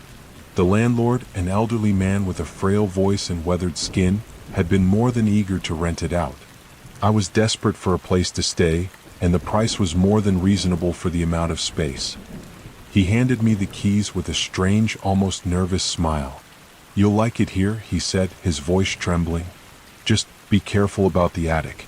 It's best not to go up there. I laughed it off. Don't worry, I'm not the curious type. He nodded, still with that same odd expression, and then quickly left. I unpacked my things, settling into the large, dimly lit house. The rooms were spacious but felt cold, even with the heater on full blast. As I moved through the house, I noticed the heavy air, the silence that seemed to hang in the halls. It was unsettling, but nothing I couldn't handle. After all, it was just an old house, nothing more. That evening, I decided to explore a bit more. I had already inspected most of the first floor, but the second floor remained largely untouched. The doors to the rooms on the second floor were all closed except for one. The door to the room at the end of the hall was slightly ajar, the dim light from the hallway spilling into the room. I could see the outline of an old, dusty armchair near the window. Something about the room called to me, a strange pull that I couldn't resist. I pushed the door open. Inside, the room was empty. At first glance, it seemed unremarkable, faded wallpaper, a musty smell, and dust covering the floors. But as I stepped further inside, I noticed something strange. The furniture, though covered in dust, appeared to have been recently used. There were footprints in the dust, leading to the far corner of the room. My heart skipped a beat. Had someone been here recently? I moved closer to the corner, my breath shallow. There, tucked beneath an old rug, was a small door, smaller than any I'd seen in the house. It was hidden behind a thick layer of dust, as if someone had tried to keep it a secret. The door was locked. I spent the next few days avoiding the room. The thought of what might be hidden behind that door nagged at me, but I couldn't bring myself to explore it. It wasn't until the third night that the curiosity became unbearable. I had to know what was behind that door. That evening, I grabbed a crowbar from the garage and forced the lock open. The door creaked as it swung inward, revealing a narrow, steep staircase that led up into darkness. My heart pounded as I stood there, staring into the blackness. I hesitated for a moment, but then I climbed the stairs, the wooden steps creaking beneath my weight. The air grew colder as I ascended, and the faint smell of mildew filled my nose. The top of the stairs led into another room, this one even more cramped and suffocating than the last. I couldn't shake the feeling that something was watching me. As I stepped into the room, the floorboards groaned under my weight. My eyes slowly adjusted to the dark, and I could make out the outlines of old furniture.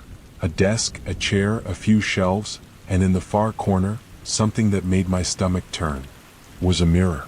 But this wasn't any ordinary mirror. It was old and tarnished, its surface covered in grime. The reflection it cast was distorted, warped, as though something was lurking just behind it. I stepped closer, feeling drawn to it. The air grew colder and a strange unease settled in my chest. I couldn't look away from the mirror, even though I felt something was terribly wrong. That's when I saw it, just for a split second. A figure standing behind me. I spun around, heart hammering, but the room was empty. There was no one there. I turned back to the mirror. This time the figure was clearer. It was a person standing just out of sight, their face shadowed but their posture unmistakable. It was a man, tall and thin, with hollow eyes and an expression that seemed almost knowing. I stumbled backward, my mind racing. What was happening? How could there be someone in the reflection but not in the room? Before I could make sense of it, the mirror started to crack. A sharp sound echoed through the room as the surface split down the middle, the cracks spreading like veins across the glass. I couldn't move, couldn't speak. My legs were frozen in place as the cracks widened, and then the room went pitch black. When the lights came back on, I was no longer in the attic. I was standing in the room from the hallway, the door now closed behind me. I gasped, disoriented. I didn't know how I had gotten there. My heart was pounding, my hands shaking as I tried to make sense of what had just happened. I ran downstairs and immediately tried to leave, but the front door wouldn't open. It was as if the house itself had locked me inside. The air was thick with a heavy, suffocating silence. That's when I heard it, the faintest sound of footsteps above me. Slowly, deliberately, as if someone were walking across the ceiling. I looked up, my breath catching in my throat. I knew I wasn't alone in the house anymore. I ran to the phone to call for help, but there was no dial tone. The house had gone completely silent, and the coldness had settled into my bones. I tried every door, every window, but nothing would open. The house had become a prison, and I realized with growing dread that whatever was behind that door, whatever had been hiding in the attic, had now followed me. I wasn't alone anymore. And the worst part? I could hear it right behind me. It was standing in the room with me, its breath cold on the back of my neck. I didn't dare turn around.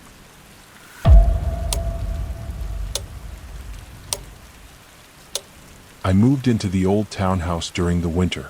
It was a charming little place, nestled at the edge of a quiet neighborhood. The kind of home you might find in a forgotten corner of a city, with crooked stairs and uneven floors. It wasn't perfect, but it had potential. The rent was reasonable, and the landlord seemed eager to rent it out quickly, which I found strange, but I didn't think much of it at the time. The first few days went by uneventfully. The place was old, but there was something comforting about its creaky floors and drafty windows. The neighborhood was quiet, and I soon fell into a routine. I would wake up, go to work, come home, and spend my evenings in the cozy, dim-lit living room. The place had an almost nostalgic atmosphere, like I had stepped back into a simpler time. But after about a week, I began to hear something strange. At first, it was subtle, a light tapping sound like something gently knocking on the walls. I tried to ignore it, thinking it was just the house settling, old pipes, or maybe even the wind. But as the days passed, the sound grew more persistent, more deliberate. It wasn't just knocking anymore. It sounded like something was moving inside the walls, scratching, scuttling, as if something was crawling just beneath the plaster. The noise would come in the middle of the night, right as I was about to fall asleep. I tried to convince myself it was nothing. Maybe there was an animal trapped in the walls, or maybe the house was just settling as old houses often do. But the sound wasn't random. It was rhythmic, almost purposeful. One night, after another restless evening of listening to the noise, I decided to investigate. I grabbed a flashlight and began walking around the house, trying to locate the source. I started in the kitchen, where the sound had been the loudest. The walls were thin, and I could hear the noise clearly even through the plaster. It sounded like something scratching, scraping against the walls. I ran my fingers along the edges of the walls, hoping to find some kind of crack or opening. That's when I noticed something strange. The wall near the sink had a faint bulge, as if something behind it was pressing out. I pressed my ear against the wall, and the scratching stopped, replaced by a low, unsettling hum. I stepped back, my heart pounding in my chest. The noise had stopped, but the hum remained, growing louder. I could feel the vibrations from it in the floor beneath my feet. That's when I realized I wasn't alone in the house. I tried to shake off the feeling, telling myself it was just an old house playing tricks on me. But the noise didn't stop. In fact, it only got worse. Every night, the scratching returned. Sometimes it was in the walls, sometimes in the floorboards, sometimes in the ceiling. It was as if the house itself was alive, breathing and shifting in the dark. It was a constant presence, like something was waiting just beyond the walls, watching me. On the third night, unable to sleep, I decided to confront whatever it was that was making the noise. Armed with a crowbar and a growing sense of dread, I began to pry open the wall near the kitchen. The sound had become unbearable, and I needed to know what was causing it. As I pulled back the drywall, I found something that made my stomach churn. The space inside the wall wasn't empty. It was filled with something soft, fleshy, and dark. It was almost like a nest, but the shapes inside it were twisted, malformed. I couldn't make out the details, but I knew what it was. The walls were filled with something alive. I stumbled back, my heart racing. The scraping sound came again, louder now, as if whatever was inside the wall had noticed me. I could hear it moving, scratching against the wood as if trying to escape. My head spun, and I ran out of the room, nearly tripping over my own feet. The next morning, I tried to call the landlord, but there was no answer. I left a message, but no one got back to me. I waited all day, hoping for some kind of response, but nothing came. I couldn't stay in the house any longer. I packed my things and left, leaving the door unlocked behind me. I never went back. To this day, I don't know what was in that wall. All I know is that the house wasn't empty. Something was living inside it, something that had been there for much longer than I had. I heard a rumor months later, when I was in a different town, that the house had been vacant for years before I moved in. Apparently, the previous tenants had vanished without a trace. No one knew what happened to them, but the neighbors said they used to hear strange noises coming from the house. Scratching, scraping, like something was trying to get out. I don't know if the tenants before me heard the same sounds, but I do know one thing. I wasn't the first person to hear them. And I don't think I'll be the last.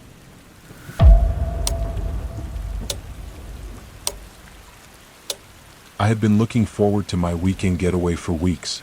The cabin, a small, secluded wooden structure in the middle of nowhere, seemed like the perfect place to escape the pressures of city life. The owner, an older woman, had assured me it was safe and quiet. "You'll enjoy the peace," she'd said, handing me the key with a knowing smile. The drive up was long, the road winding through thick forests and empty stretches of farmland. By the time I reached the cabin, the sun was beginning to dip below the horizon, painting the sky in shades of orange and purple. The air was crisp, and the scent of pine filled my lungs as I unpacked my things. The cabin was everything I'd hoped for, rustic, cozy, and isolated. That night, I settled in front of the fireplace with a book, the crackling of the wood the only sound in the cabin. The windows, covered by thick curtains, kept the world outside at bay. It was peaceful the way I liked it, but as the darkness grew deeper, I began to feel watched. It started as a vague feeling, something I couldn't quite put my finger on. The hairs on the back of my neck would prickle, my eyes would dart to the window, but I would see nothing. Still, the sensation lingered, like an invisible presence outside the cabin, just beyond my sight. I brushed it off as paranoia, a product of being alone in the woods. But then I heard it. A faint sound, like footsteps crunching on the dry leaves outside. My heart jumped and I froze, listening. The footsteps were slow, deliberate, moving around the cabin. Then they stopped. I tried to calm myself. It was probably an animal, a deer or some other creature roaming the woods. But then the sound came again, this time louder, closer. I stood up and walked cautiously to the window, pulling back the curtain just enough to peek outside. The forest was thick and dark, but I could make out shapes moving in the shadows. There, standing at the edge of the trees, was a man. He was tall, dressed in dark clothes, and he was staring directly at the cabin. I could see his face, pale and expressionless, framed by the trees. His eyes were locked onto mine, as if he knew exactly where I was, even though I was behind thick curtains. My breath caught in my throat. I backed away from the window, my heart pounding. I thought about calling the police, but what would I say? Someone's watching me from the woods? It seemed absurd even to me. But the man didn't move. He just stood there watching. I grabbed my phone and stepped into the kitchen, trying to calm myself. I called the woman who had rented me the cabin, but there was no answer. I left a message telling her about the man. But by the time I hung up, the sound of footsteps had returned, this time right outside the door. I froze, my blood running cold. There was no knocking, just the sound of someone pacing slowly back and forth just inches away from the door. I didn't know what to do. Should I open it? Should I confront the person outside? The idea of standing face to face with whatever was out there filled me with dread. The footsteps stopped. Then there was a knock. It was soft at first, but then it grew louder, more insistent, as if the person on the other side was demanding entry. I backed away from the door, my breath quickening. There was no way I was answering that. Whoever was outside was no friend of mine. I decided to hide, to wait until morning when I could leave. But before I could make it to the back room, I heard something else. A voice, faint but unmistakable, coming from just outside the door. "Let me in." It was low and raspy, almost a whisper, but I could hear the urgency in it. My legs felt weak, my mind racing. Who was this man? What did he want? I backed into the corner, holding my breath, trying to remain silent. The voice repeated, softer now, almost pleading, "Let me in. Please." "I'm sorry." My thoughts raced. Was this some kind of trick? Was someone trying to lure me into a trap? I didn't move. I didn't dare make a sound. The voice continued, each plea more desperate than the last, until it faded into silence. I waited, not sure how much time had passed, but the silence seemed deafening. The man outside was gone. The footsteps had disappeared. Still, I didn't dare open the door. I stayed in that corner, paralyzed with fear. Hours later, as the first light of dawn began to creep into the room, I finally gathered the courage to check outside. I tiptoed to the door, my hand trembling as I reached for the handle. I opened it just a crack, peering outside. There was nothing. No sign of anyone. I stepped outside cautiously, scanning the woods, but the only thing I saw was the empty forest, the same peaceful scene I'd seen when I first arrived. My mind raced. Had I imagined it all? Had the isolation of the cabin gotten to me? But when I turned to look at the ground by the door, I saw something that made my blood run cold. Footprints. Fresh, deep imprints in the mud, leading directly up to the cabin door. But they didn't stop there. They continued into the cabin. I stepped back, my head spinning. The man had been here inside the house. He had walked right up to the door, stood there, and then walked inside. Or had he? I didn't stick around to find out. I grabbed my things and left, my heart pounding in my chest. I drove straight to the nearest town, not stopping until I was safely in a public place, surrounded by people. I tried calling the woman who rented me the cabin again, but still no answer. Later that afternoon, I received a call from her. Her voice was shaky when she finally spoke. "I'm so sorry. I should have told you. The last tenant, the man who stayed there before you, he never left. He disappeared into the woods, and people say they've seen him wandering around the area. He's never been found." I didn't want to hear more. I didn't need to hear more. All I know is that when I looked into the woods that night, I wasn't the only one watching. And I wasn't the only one waiting.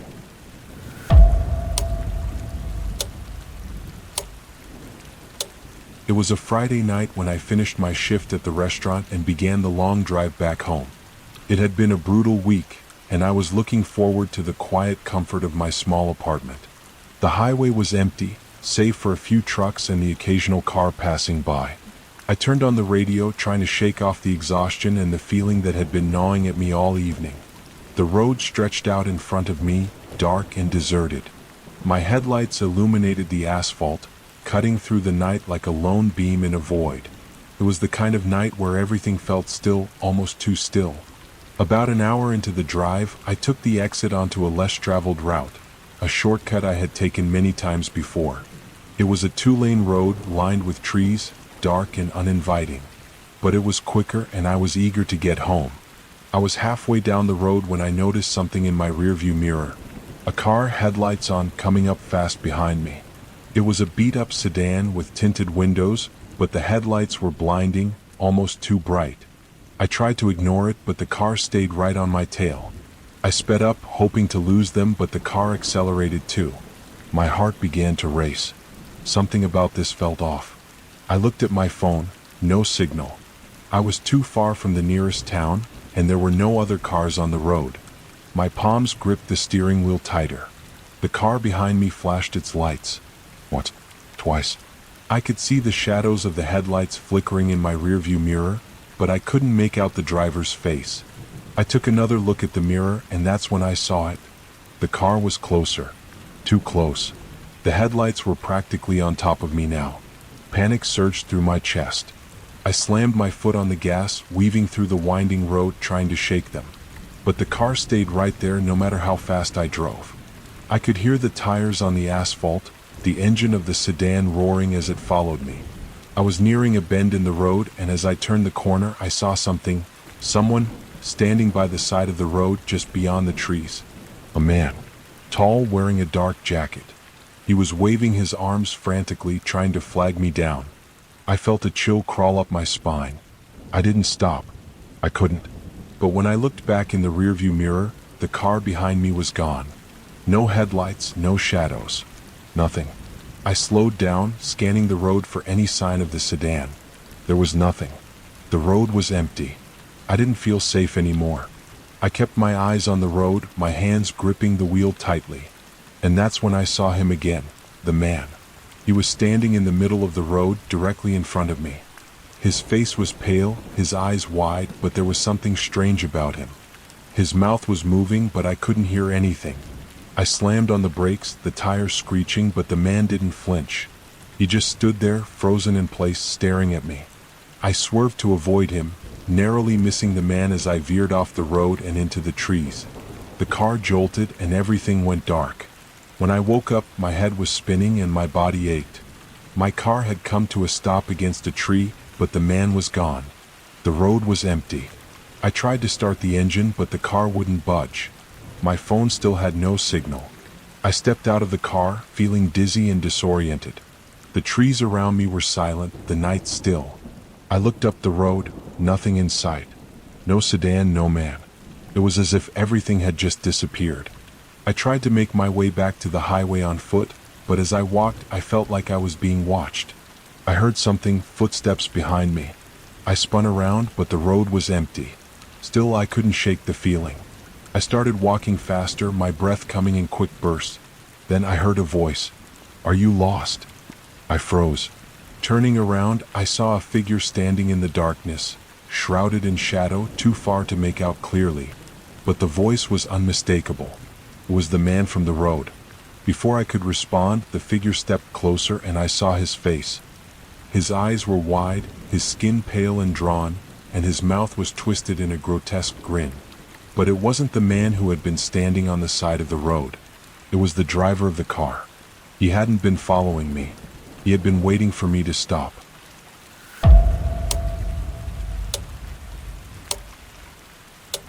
It had been a long day of driving and I was exhausted.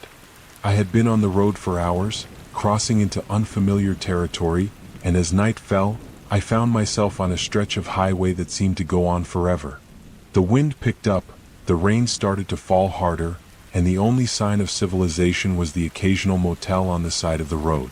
I wasn't looking for anything fancy, just a place to rest for the night. I didn't mind the old, faded signs and the flickering neon lights. As long as the bed was comfortable, I didn't care. I pulled into a small motel on the side of the highway, the building a little more dilapidated than I had hoped, but it was late and I wasn't about to drive further. The parking lot was nearly empty, just a couple of cars parked near the entrance. I walked inside and rang the bell. The woman at the counter gave me a tired smile, her face lined with age and stress. She looked like she had been working there for years, and the place had that heavy, lived-in feel. "Just one night?" she asked, her voice barely above a whisper. "Yeah," I replied, handing her my credit card. "Just passing through. I'm beat." She took the card and handed me a key without saying much else. Her eyes lingered on me for a moment, and I noticed the odd, almost apprehensive look she gave me. I was used to the standard small-talk motel check-in, but this was different. It made me feel uneasy for a second, but I shrugged it off. I grabbed the key and made my way to the room, number 8 at the far end of the building. The rain continued to beat against the roof, the sound muffled by the walls. I reached my door, unlocked it, and stepped inside. The room was exactly what I expected. Basic, a little rundown, but clean enough. There was a single bed, a small table, and a TV that probably hadn't been turned on in years. I threw my bag on the bed and went to the bathroom to freshen up. It felt good to finally stretch out, even if just for a night. As I was finishing up in the bathroom, I heard a knock at the door. I froze. I hadn't heard anyone outside or seen anyone when I entered the room. I checked the peephole, but there was no one there. I opened the door, confused, expecting maybe it was someone from the front desk asking something or a mix-up with another guest. To my surprise, standing there was a man, tall, well-dressed, but with a strange, hollow look in his eyes. His clothes were immaculate, almost too immaculate for someone staying at a place like this. He smiled politely, but there was something unsettling about it. "Excuse me," he said in a low, calm voice. "I'm in room 6, just a couple of doors down. I think I left something in your room." "A book?" I was taken aback. "A book? I don't know what." He interrupted with a small, almost apologetic chuckle. "It's an old one. A hardcover, leather-bound. I'm sure I left it on the bed. Would you mind checking?" I glanced at the bed behind me. I hadn't seen anything resembling a book, but I didn't want to seem rude, so I stepped inside and looked around. The man stood there in the doorway staring at me. "I don't see anything," I said, feeling a little uncomfortable. "There's nothing here." His face fell for a brief moment, his smile slipping into something more strange, more forced. He glanced inside the room and then back at me. "Well," he said after a beat, "I must have been mistaken. I must have left it in my own room." He paused for a second before adding, "I'm sorry for disturbing you. Have a good night." With that, he turned and walked away, his footsteps echoing down the hallway. I stood there for a moment, not sure what had just happened.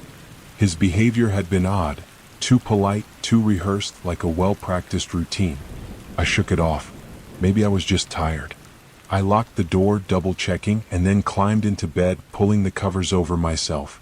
I tried to relax, but I couldn't shake the feeling that something was off.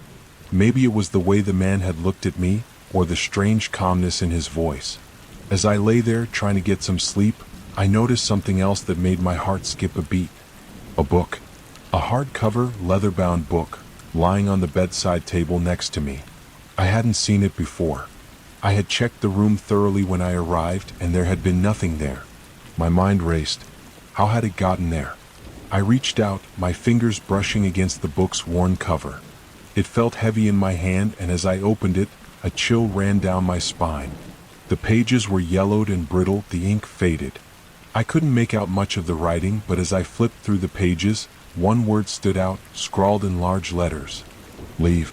I closed the book quickly, my heart pounding. What was going on? I stood up, my legs shaky, and moved toward the door to check the hallway, but the man was gone. Then the phone rang. I froze. Who could be calling at this hour? I grabbed the receiver, my hand shaking, and answered it. "Hello?" There was silence on the other end for a long moment before a voice whispered, "You shouldn't have taken the book." I slammed the receiver down, my breath catching in my throat. My mind was spinning. I ran to the window, looked outside, but the man wasn't there. It was silent for a few moments, but the silence was deafening. I could feel it in my chest, like something was closing in on me. I didn't know what to do. Should I leave? Call the police? But then I remembered the strange look in the man's eyes, the way he had smiled, too polite, too rehearsed. The phone rang again. I didn't answer. The knocking on the door began again. This time I didn't open it. The man had been gone for hours, but the knocking wouldn't stop. It grew louder, more insistent. "Let me in," a voice called out from the other side. "Let me in." But this time I knew, whatever it was that had followed me here, it wasn't just the man. It was something else entirely. Something that had been waiting for me to arrive.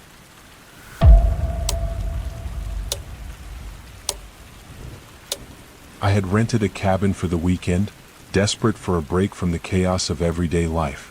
The cabin was secluded, tucked away in a remote area surrounded by thick woods. The nearest town was miles away, and I didn't mind. I was looking forward to being disconnected from everything. No phone calls, no distractions, just peace and quiet.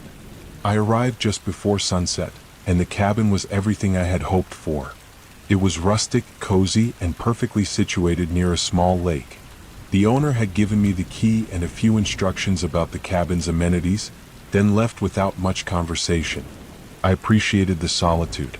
The first evening was spent unpacking, making a small fire, and getting comfortable.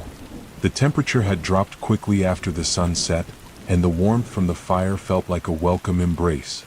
As night fell, the silence of the woods outside became almost overwhelming.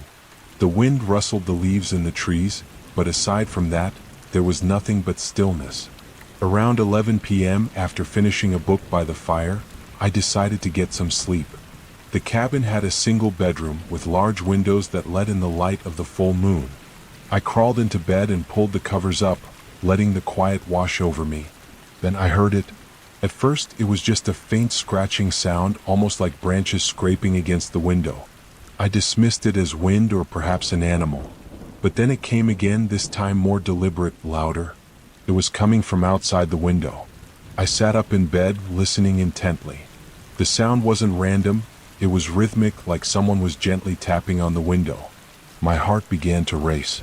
I didn't want to check, didn't want to see what might be outside, but I couldn't shake the feeling that something was there. I slowly got out of bed and walked to the window, the tapping continuing, now more persistent. I pulled back the curtain just slightly, and my breath caught in my throat. There, standing just outside the window, was a figure. It was a man, or at least I think it was a man, though his features were obscured by the darkness. He was wearing a long coat, and his face was turned slightly away from the window. He wasn't moving. He was just standing there, staring out into the woods. The tapping had stopped. I pulled the curtain back in a panic, my heart thumping in my chest. I backed away from the window, trying to breathe normally, but the silence in the room was deafening. What was he doing out there? And why hadn't he knocked on the door? I tried to tell myself it was nothing, that it was just some lost hiker or wanderer, but the unease gnawed at me. I didn't want to confront the person outside. What if they weren't just lost? I stayed awake for hours, my eyes fixed on the window, waiting for the figure to move, waiting for the sound of the doorbell, the sound of someone knocking. But nothing happened. Finally, I drifted into a restless sleep. The next morning, the sun was bright and I was still shaken. I tried to convince myself it had been a figment of my imagination, or that it was some local who lived nearby, but something didn't sit right. I made breakfast, then decided to take a walk around the cabin to clear my head. As I stepped outside, I immediately saw the footprints in the snow. They led directly up to the window where I had seen the figure standing. But what chilled me was the fact that the footprints didn't stop there. They continued around the cabin, circling it, as if the person had been walking around it the entire night. My stomach turned. I followed the tracks, but they stopped at the back of the cabin. No footprints continued beyond that point. I stood there for a moment, trying to make sense of it. How had the person managed to leave without leaving more tracks in the snow? I walked back to the cabin, my mind racing. I had to get out of here. I packed my things quickly and locked up the cabin, making sure the doors and windows were secure. As I got into my car, ready to leave, I couldn't help but glance at the woods one last time. That's when I saw him again. The man standing at the edge of the trees just beyond the clearing where the cabin stood. His coat was black, and his face was still hidden in the shadows of the trees. He was watching me. I slammed the car into drive and left as quickly as I could, the tires spinning as I tore down the dirt road that led back to the main highway. I never went back to that cabin.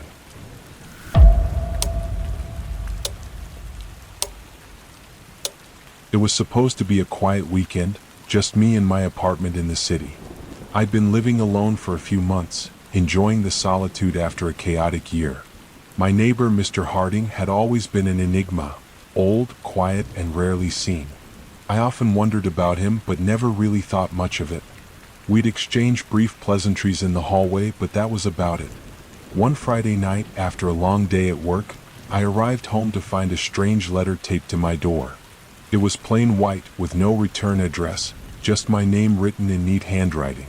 I peeled it off and opened it, half expecting some kind of advertisement or a notice from the building management. But it wasn't.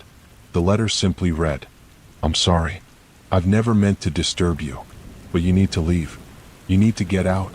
I frowned, confusion creeping in. The letter seemed harmless enough, but something about it felt off. Was it a prank? I looked around, half expecting to see someone watching me from the shadows. But there was no one. I shrugged it off as some bizarre joke and went inside. The next day, I saw Mr. Harding in the hallway as I was leaving for work. He looked as frail as ever, his glasses perched low on his nose, his clothes a bit too baggy for his slight frame. He nodded politely as I passed, but I couldn't shake the feeling that he was watching me, that his gaze lingered just a little too long. That evening when I returned, I noticed something strange. The door to Mr. Harding's apartment was slightly ajar. Not wide open, just enough to see the darkened interior. Normally he would never leave his door unlocked, but tonight, it was different. I stood there for a moment, unsure whether to knock or just mind my business. But then I heard a noise. A faint, rhythmic tapping like something, or someone, was knocking on the wall. I frowned, my curiosity getting the better of me. I walked toward his door and called out softly, "Mr. Harding?" No answer. The tapping continued. I knocked gently on the door, the sound of it echoing in the quiet hallway. "Mr. Harding?" I called again, a little louder. Still no response. I pushed the door open just slightly, peering inside. It was dark, save for a small lamp glowing in the corner. The apartment was eerily quiet, and the tapping had stopped. As my eyes adjusted to the dim light, I saw him. Mr. Harding was sitting in his chair by the window, facing away from me. He was motionless. I stepped inside, calling out his name one last time. When I did, he slowly turned around in his chair and I froze. His eyes, wide and hollow, stared at me with a mixture of sadness and something darker, something cold. There was no smile, no welcome. Just that unnerving, empty gaze. "I'm sorry," he whispered, his voice thin and shaky. "You can't leave now." A chill ran down my spine. I didn't know what to say. It wasn't like him to act this way, to seem so distant. "Mr. Harding?" I asked, my voice barely a whisper. "What's going on?" He didn't respond. Instead, his head tilted slightly as if listening to something. "I'm sorry," he said again, his voice now trembling. "It's all my fault. I thought I could keep it away, but it's here now." He suddenly stood up, his hands shaking. "You shouldn't have come to the building. You shouldn't have heard it." Before I could say anything, he turned and walked into his bedroom. I stood there, frozen, the door to his room now closing behind him. I wanted to leave, but my feet felt stuck to the floor. Then the sound returned, the tapping. But this time it wasn't just coming from the walls. It was coming from the entire apartment. The ceiling, the floor. It was everywhere, rhythmic and unsettling. I stumbled backward and my heart pounded in my chest. I turned to leave, but as I reached for the door, I heard something else, laughter. Soft, barely audible, but unmistakable. "Help me," Mr. Harding's voice echoed from the back room. I didn't wait to hear more. I bolted out of the apartment, slamming the door behind me. The laughter followed me into the hallway, echoing off the walls as I ran for the stairs. I felt dizzy, my head spinning as I practically tumbled down the stairs and out of the building. I didn't stop until I reached the street. My breath was ragged, my mind racing. What had just happened? What had Mr. Harding meant when he said, "You shouldn't have come"? For the next few days, I avoided the building. I couldn't shake the feeling of Mr. Harding's eyes on me, the laughter echoing in my ears. But curiosity got the better of me. On the 5th day, I went back, determined to find out what was going on. When I reached the apartment, the door was still slightly ajar. This time, I knocked loudly, but there was no answer. I opened the door slowly, stepping inside. The apartment was eerily silent now, the tapping gone. The lamp in the corner was off, and the place was unnaturally still. I called Mr. Harding's name again, but there was no response. I stepped further into the apartment, and that's when I saw it. On the floor in the center of the living room was a single sheet of paper. I bent down to pick it up, my hands trembling. The paper was covered in hastily scrawled writing. "I never meant for it to find you. It's here now. I'm sorry." Before I could process what it meant, I heard something from behind me. A voice, low and distorted, murmuring from the shadows. "It's here. You can't leave now." I turned quickly, but there was no one there. The air in the apartment grew colder, and I realized I wasn't alone.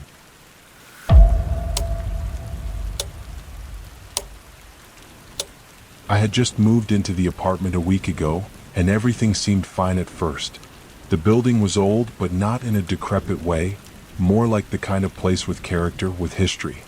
I was on the fourth floor of an 8-story building, a quiet part of town, far from the chaos of the city center. The landlord, a woman named Mrs. Callahan, had been pleasant enough, though there was something a bit off about her. Her eyes always seemed to linger just a little too long on my face, and she had a way of speaking that made me feel like she was waiting for me to ask something she didn't want to answer. But the apartment was cheap, the space was decent, and it was within walking distance of my job, so I didn't think much of it. The first few nights went by without incident. I unpacked my things, set up my little routines, and even began to get familiar with the building's quirks. The creaky floors, the slightly warped walls, and the occasional sound of plumbing somewhere deep in the building. Nothing to worry about.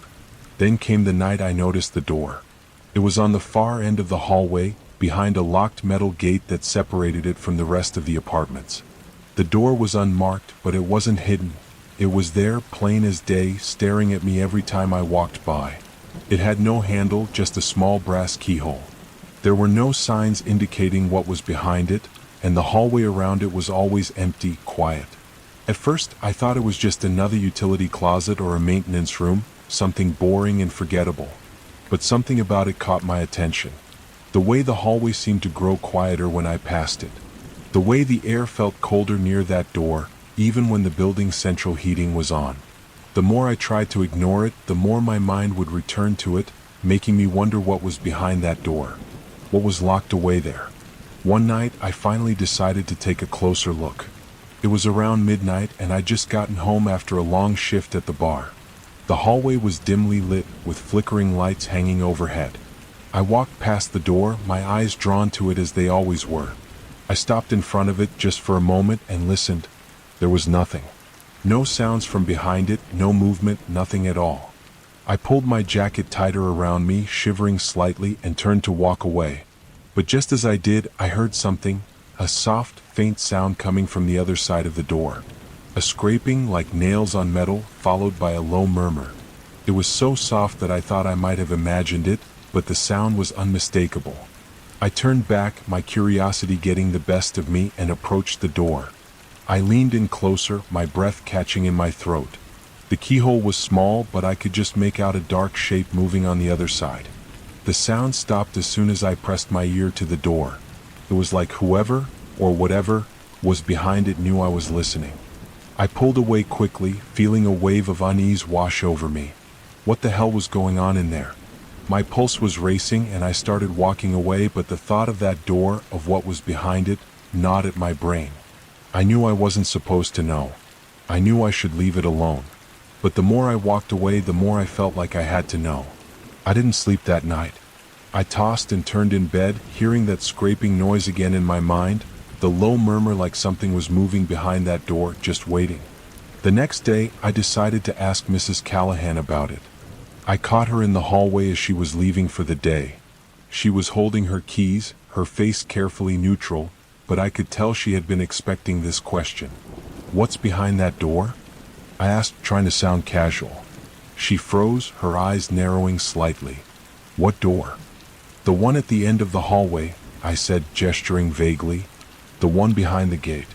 I keep hearing things coming from it."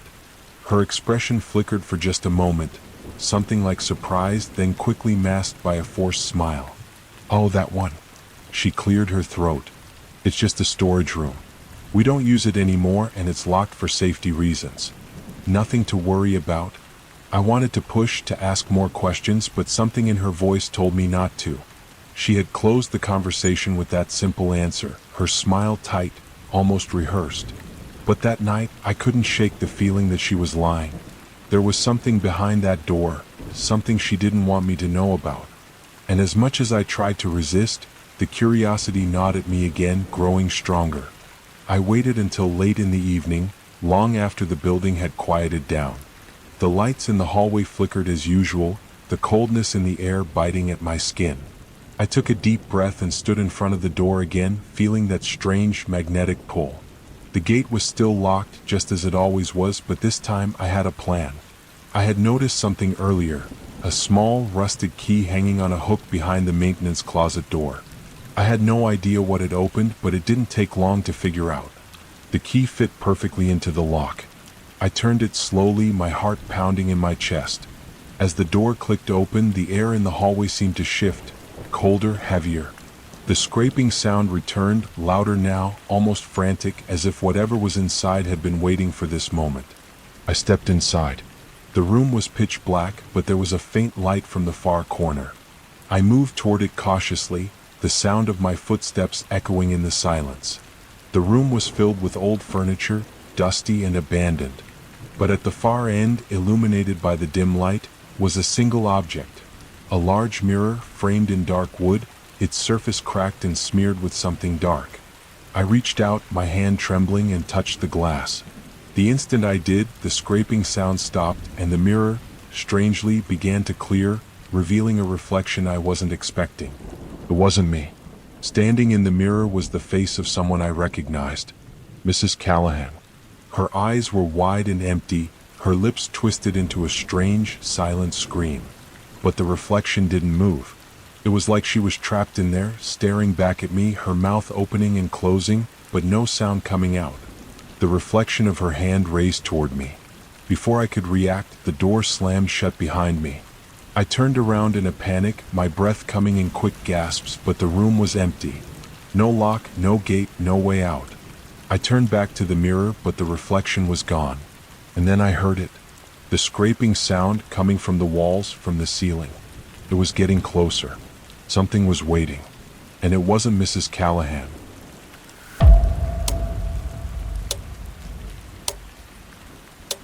I moved into a small, one-bedroom apartment in a quiet neighborhood on the outskirts of town. The building was old, but not in a dilapidated way, more like the kind of place that had seen better days but still had character. It wasn't the nicest place, but it was cheap, and I was on my own for the first time in years. Perfect for getting away from the noise of city life. The building was a 3-story walk-up with a long hallway that connected each floor. Most of the tenants kept to themselves, and I liked it that way.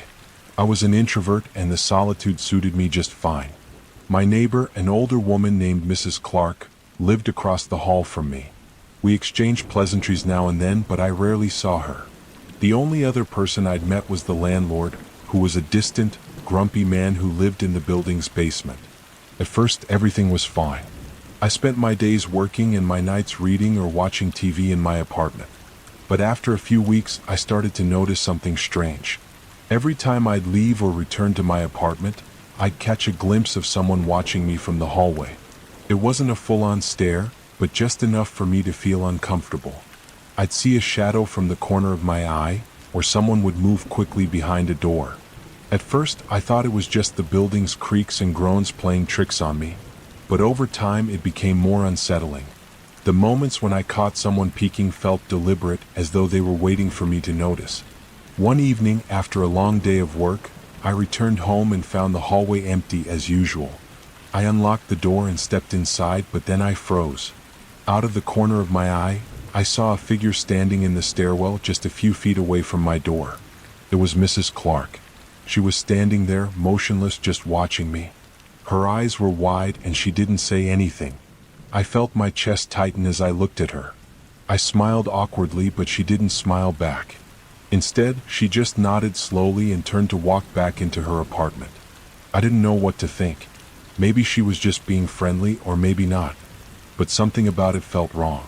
The next few days I tried to shake it off. But every time I left or returned to my apartment, I felt that same sense of being watched. It wasn't just Mrs. Clark, though. I started to notice it in the reflection of the windows, the shadows at the end of the hallway. One night I couldn't take it anymore. I grabbed my phone and decided to confront Mrs. Clark. I knocked on her door, but when she opened it, her expression was colder than I'd expected. "Yes?" she asked, her voice sharp. I've been noticing you around the hallway a lot," I stammered. "I just wanted to make sure everything's okay." She stared at me for a moment, her eyes narrowing. "Everything's fine. You shouldn't worry so much." I nodded, but as I turned to leave, I felt her gaze follow me, cold and steady. I quickly walked back to my apartment, locking the door behind me.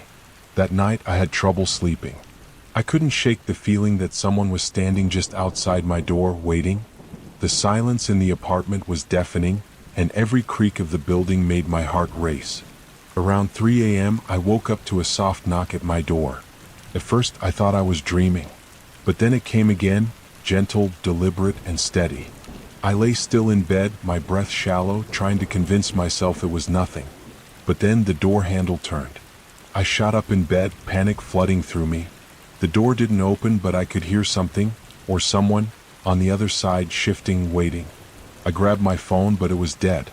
I rushed to the window and peered outside, but the street below was dark and empty. The knock came again, softer this time, almost a whisper. I didn't open the door. I didn't know what to do. The building felt suffocating, like it was closing in on me. After what felt like an eternity, the knocking stopped. But I couldn't shake the feeling that I wasn't alone. The next day, I ran into Mrs. Clark in the hallway. She smiled at me, but it was a tight, unnatural smile.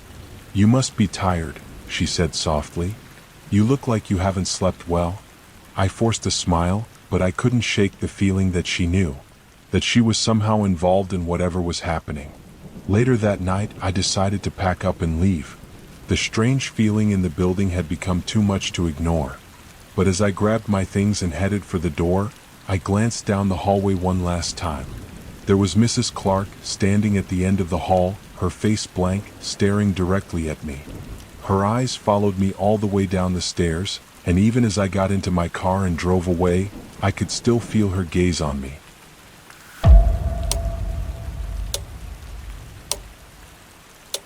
I moved into the small house on the edge of town with the hope of finding some peace.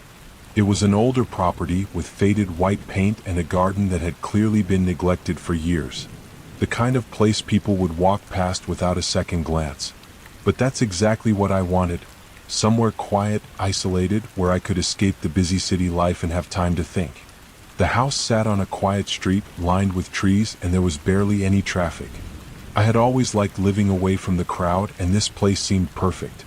I spent the first few days unpacking, getting the house set up just how I liked it. The kitchen was small but charming, and the living room had a cozy fireplace. There was an attic, but I didn't think much of it, just another space I'd probably never use. The first night was uneventful, and the next morning I woke up feeling refreshed. But by the third night I started to feel unsettled. It was subtle at first. Little noises that I couldn't explain, creaking floorboards, a faint tapping from the walls. I convinced myself it was the house settling. After all, it was old. But then came the knocking. It happened just after midnight. I had been sitting on the couch, reading, when I heard a soft knock at the front door. At first, I thought it was a figment of my imagination.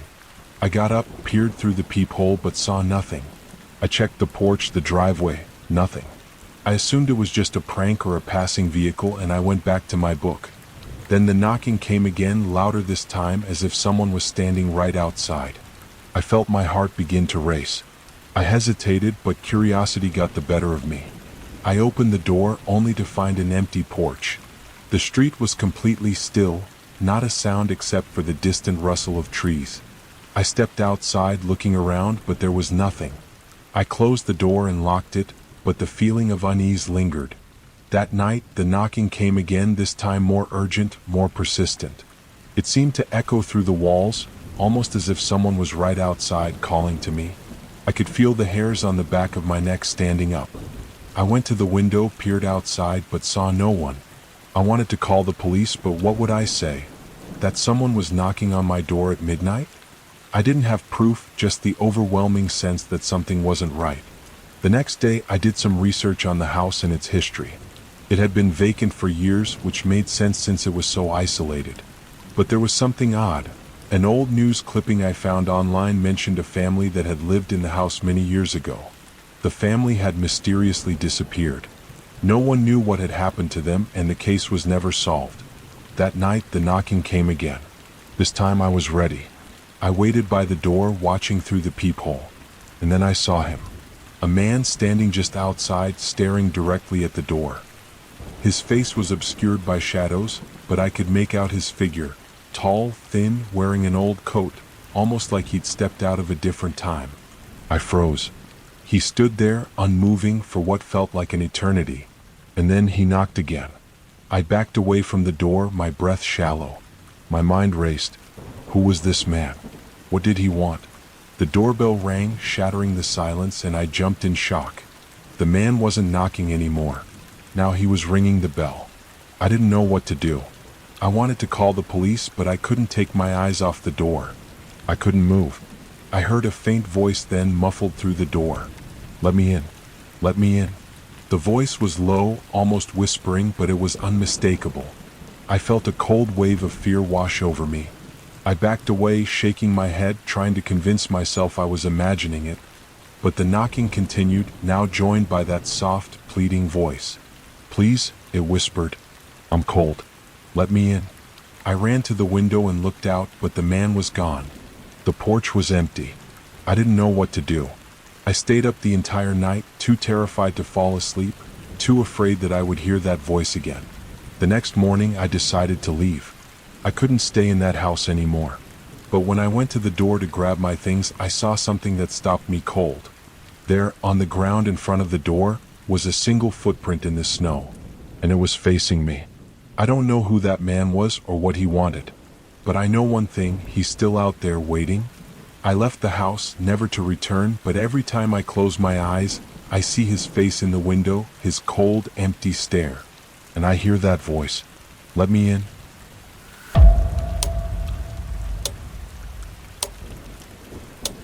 I had been living in my new apartment for a few weeks. It was small but cozy, with creaky floors and thin walls, but it was all I could afford.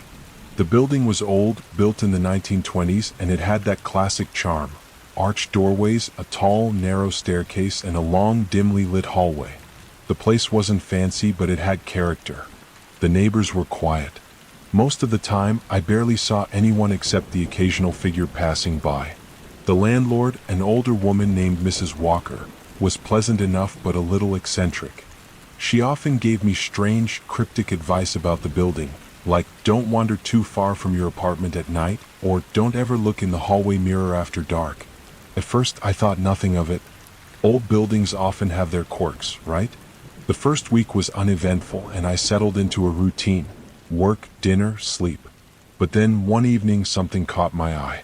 I had just returned from work, tired and ready to relax, when I passed the long mirror that hung in the hallway. It was a large, antique mirror, framed in dark wood, and it took up most of the space on the wall. It had always seemed a little out of place, but I never thought much about it. That evening, however, as I glanced at it, I saw something that made my stomach drop. A figure stood behind me. At first, I thought it was just my reflection, but when I looked back, the hallway was empty. I was alone. I turned to look in the mirror again, and there it was, a shape, dark and shadowy, standing just behind me with a face I couldn't quite make out. It was like a distortion in the reflection, a figure that didn't quite belong. I froze, staring at the mirror. The reflection moved, shifting as if trying to reach out. My heart started to race, and before I could react, the image vanished. I spun around, but again the hallway was empty.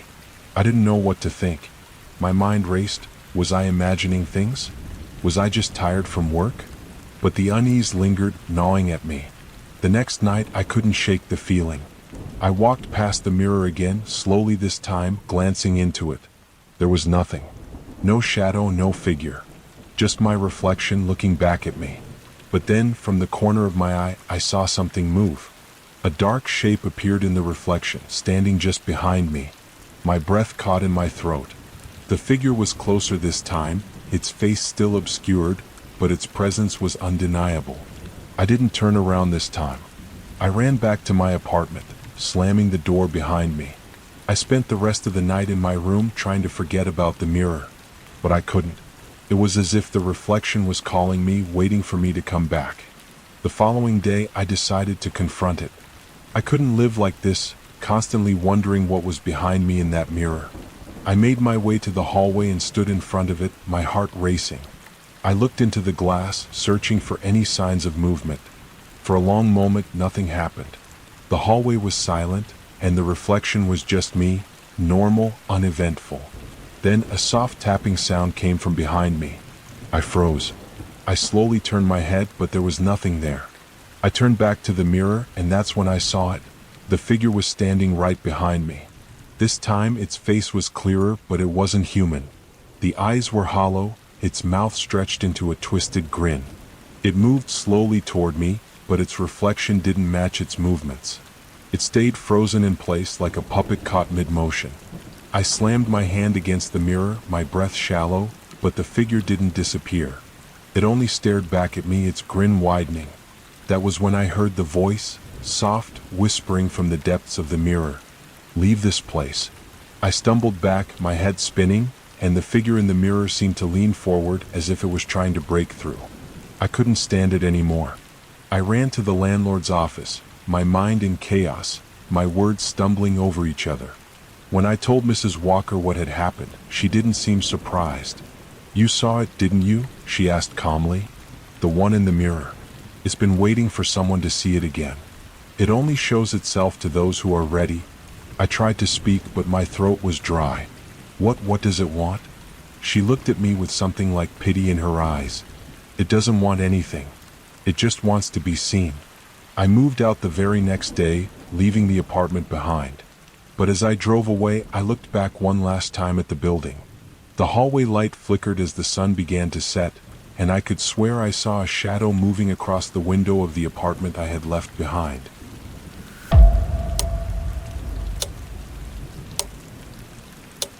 I just moved into an old building in a quiet neighborhood on the edge of town. The apartment was small, but it was cheap, and I wasn't picky. It was perfect for someone just starting over. The building was a 4-story walk-up, faded but sturdy, with a distinct musty smell in the hallways. The floorboards creaked and the walls were thin, but it had an old charm to it. One of those places you'd expect to find in a neighborhood that hadn't changed in decades. My neighbors were mostly quiet. There was an elderly couple on the second floor, a young woman on the third, and then there was the apartment next to mine, the one on the far left. It had been vacant when I moved in. Mrs. Thompson, the landlord, was an odd woman, always a little too cheerful, always a little too quiet when asked about the apartment next door. She would smile and say, "Don't worry about it. It's just been empty for a while." I didn't press her on it. For the first few days, everything was normal. I unpacked my things, got used to the neighborhood, and even began making friends with the neighbors. But then, strange things started happening. Small things at first, things I could easily dismiss, like a shadow in my peripheral vision or strange noises late at night. The first night I heard it, I thought it was just the house settling. But then the noises started getting more frequent. Soft scratching, as if something was dragging across the walls or the floor. Slow, deliberate. I wasn't sure what to make of it. I tried ignoring it, thinking it was the plumbing or an animal in the walls. But by the third night, I couldn't ignore it any longer. It wasn't just scratching anymore. It was tapping, rhythmic and insistent, coming from the wall that separated my apartment from the one next door. I went next door to ask Mrs. Thompson about it. The door was locked, but I could hear movement inside. I knocked, but no one answered. I thought it was strange, but I figured the tenant was just out. That night, the tapping continued. I tried to go to sleep, but the sound was impossible to ignore. It sounded like someone was pacing back and forth, stopping occasionally to tap on the wall. The following evening, I decided to investigate. I took a deep breath and walked next door. I was nervous, but I knocked again, a little louder this time. After a few seconds, I heard footsteps from the other side. The door slowly creaked open, revealing nothing but darkness. The apartment was empty. There was no furniture, no lights, and nothing but bare walls. It was like someone had just up and left. I stood there, confused. There was no sign of the tenant, but the strange tapping had to be coming from somewhere. I stepped inside, thinking I might find some explanation. The air in the apartment was thick, musty, and cold. I walked through the empty space, trying to make sense of the odd emptiness, when I noticed something strange. In the corner of the room, where the tapping had been the loudest, I saw something, an indentation in the wall. It was small but noticeable. I stepped closer, my heart beating faster. As I touched the indentation, the wall shifted slightly and something clicked. The wall wasn't solid. I stepped back, startled, and then pressed my hand against the wall, pushing gently. To my shock, the wall gave way, revealing a small hidden door behind it. My breath caught in my throat. I opened it slowly, and to my surprise, it led to a narrow, dimly lit hallway that I'd never noticed before. The air was damp and cold as I stepped into the passageway, and I could hear the sound of footsteps behind me, faint but distinct. I quickly turned around, but there was no one there. Just the silence of the hallway stretching out in front of me. I kept walking, drawn by some strange force I couldn't explain. The hallway twisted and turned, winding deeper into the building. I could hear the faint tapping again, but it wasn't coming from the walls anymore. It was coming from further ahead, echoing in the darkness. I reached the end of the hallway and found a small wooden door, slightly ajar. The tapping grew louder as I approached. My heart raced as I pushed the door open. Inside, the room was completely dark except for a single flickering light hanging above a chair in the center. There was a figure sitting in the chair, facing away from me. The tapping sound was coming from the chair, rhythmic, like someone was gently tapping their fingers on the armrest. I didn't know what to do. The figure didn't move, didn't acknowledge me. I stood there in the doorway, unsure whether to speak or turn around and leave. But then the figure turned slowly, revealing a face, pale, gaunt, with empty eyes. And it smiled. Finally, the figure whispered, its voice soft and strained. "I've been waiting for you." I stumbled backward, my heart racing, and slammed the door shut behind me. I ran back down the hallway back to my apartment, but the tapping followed me. It echoed from every corner of the building, getting louder and louder, like it was coming from every direction. I don't know what happened next. The apartment was empty when I looked again, just as it had been when I first entered. But the tapping didn't stop. It kept following me, getting closer with every step. The next morning, I packed up my things and moved out. I don't know who or what was in that room, but I never want to find out. I still hear the tapping sometimes, even now.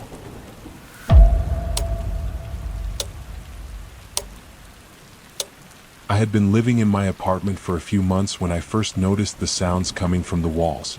At first, it was just a low hum, barely audible, like the faint buzz of an old electrical appliance. I thought it was just the building settling, or perhaps some strange noise from the pipes. But the noises continued, persistent and unsettling. The apartment itself was old, but I didn't mind. It had character, peeling wallpaper, creaky floors, and a strange charm that came with age. It was also cheap, which was perfect for me. The building wasn't in the best part of town, but it was quiet and I liked the solitude. My neighbors were mostly silent, a few people who kept to themselves. One evening, as I was cooking dinner, I heard the noise again.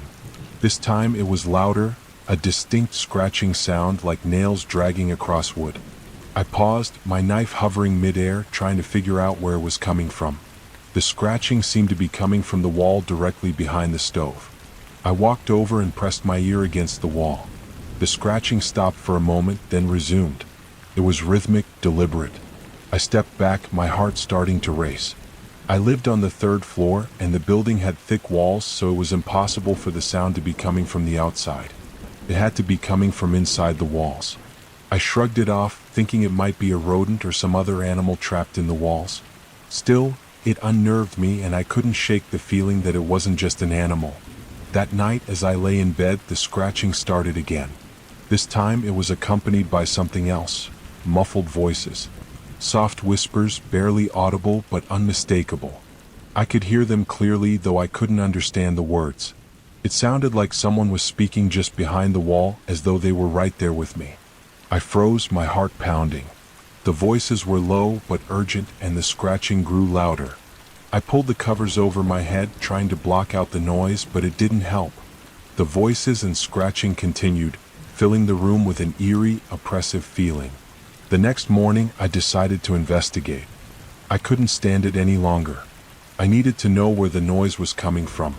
I grabbed a flashlight and carefully examined the wall behind the stove. There was no visible damage, no cracks or holes where the sound might be coming from. I walked to the adjacent wall and knocked on it gently, listening for any hollow spots. The wall felt solid, and the sound seemed to be coming from deep inside. I ran my hand along the wall, feeling for any irregularities. That's when I found it, a small, barely noticeable crack. just large enough to slide a fingernail into. Curiosity got the better of me. I pried the crack open and the wall gave way slightly. I pressed harder and the crack widened. I peered inside, but there was nothing there, just dark space behind the wall. I wasn't sure what I was expecting, but the emptiness behind the wall unsettled me. I pulled back, the sound of scratching still echoing in my ears, and stood there for a moment trying to make sense of it all. Was there some hidden room behind the wall? A hidden space no one had told me about? I heard the noise again, this time clearer than ever.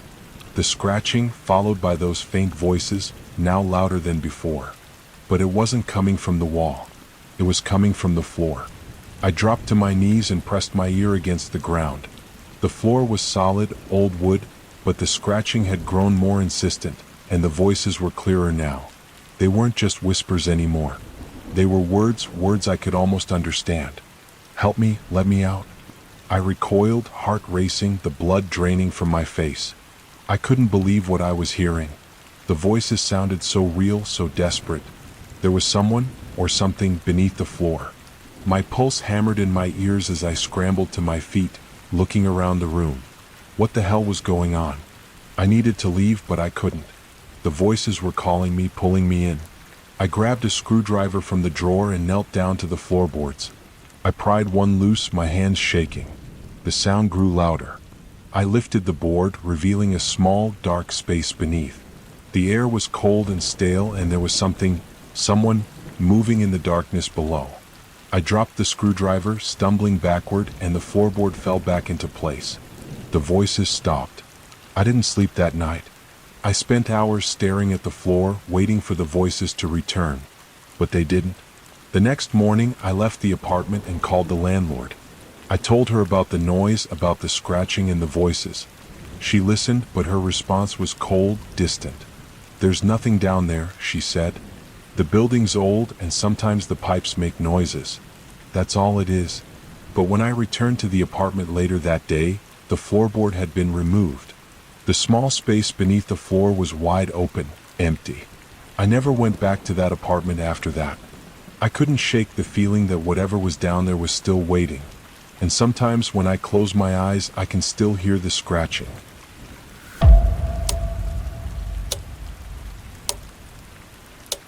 I found the apartment almost by accident.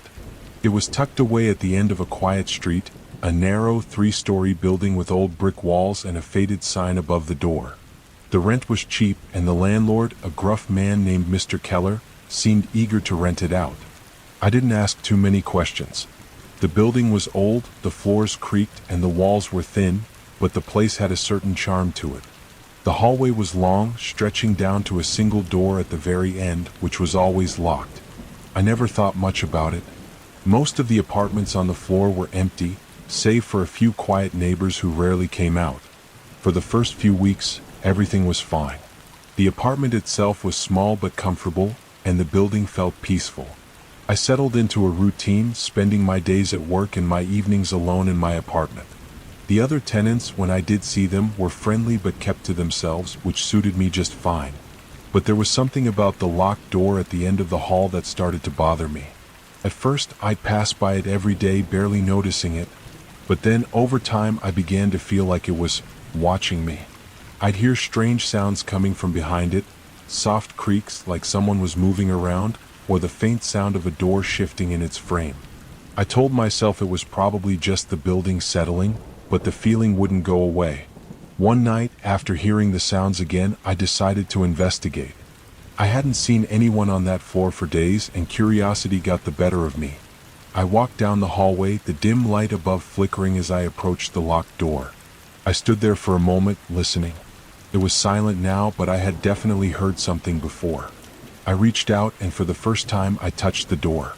The wood was old, rough to the touch, and the lock was cold, solid. I rattled it just a little and immediately felt something shift on the other side. I pulled my hand back, startled, my heart racing. What the hell was that? I knocked lightly on the door, then harder, but there was no answer. No footsteps, no voice calling back.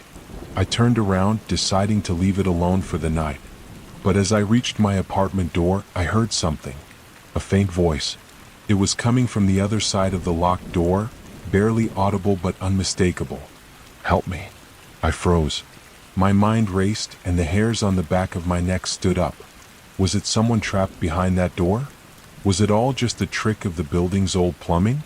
Or was there something else going on? I couldn't stand it. I had to know. I walked back to the door, determined to find out what was behind it. I didn't have a key, but I knew I had to try. I ran back to my apartment, grabbed a crowbar I kept in the closet, and returned to the door. My hands were shaking as I jammed the crowbar into the lock. It gave with a creak and I pushed the door open just a crack. I peeked inside. The room was dark, empty, and cold. There were no lights on and no furniture, just dust and shadows. But something was wrong. The air was thick with a dampness that didn't belong in the building. The door creaked open further and I stepped inside, my breath shallow. The room was smaller than I expected, with no windows and no obvious exit. I couldn't even see the far wall. But then I saw it, the outline of a figure standing in the corner, barely visible in the darkness. I stepped back, my heart pounding. The figure didn't move. I couldn't make out its features, but I could feel its presence, like something was watching me from the darkness. "Who's there?" I whispered, my voice trembling. The figure didn't respond, but I could feel it moving closer.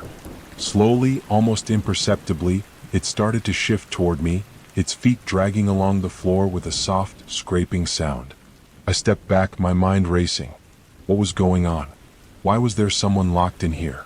I backed out of the room, but before I could leave, I heard a soft whisper. "Get out before it gets you." I slammed the door shut and ran back to my apartment, my chest heaving, my mind reeling. I locked my door, but the strange, hollow feeling didn't leave. I felt like I had just narrowly escaped something terrible. The next morning, I decided I couldn't stay there any longer. I grabbed my things and went to Mr. Keller's office to give him my notice. When I told him about the door, the room, and the voice, he didn't seem surprised. "Don't go near that door," he said quietly. "Some things are better left alone." I moved out that very day. As I left the building for good, I couldn't help but look back at the hallway. The door was still there, locked as it had always been. But this time I could have sworn I saw something move behind it.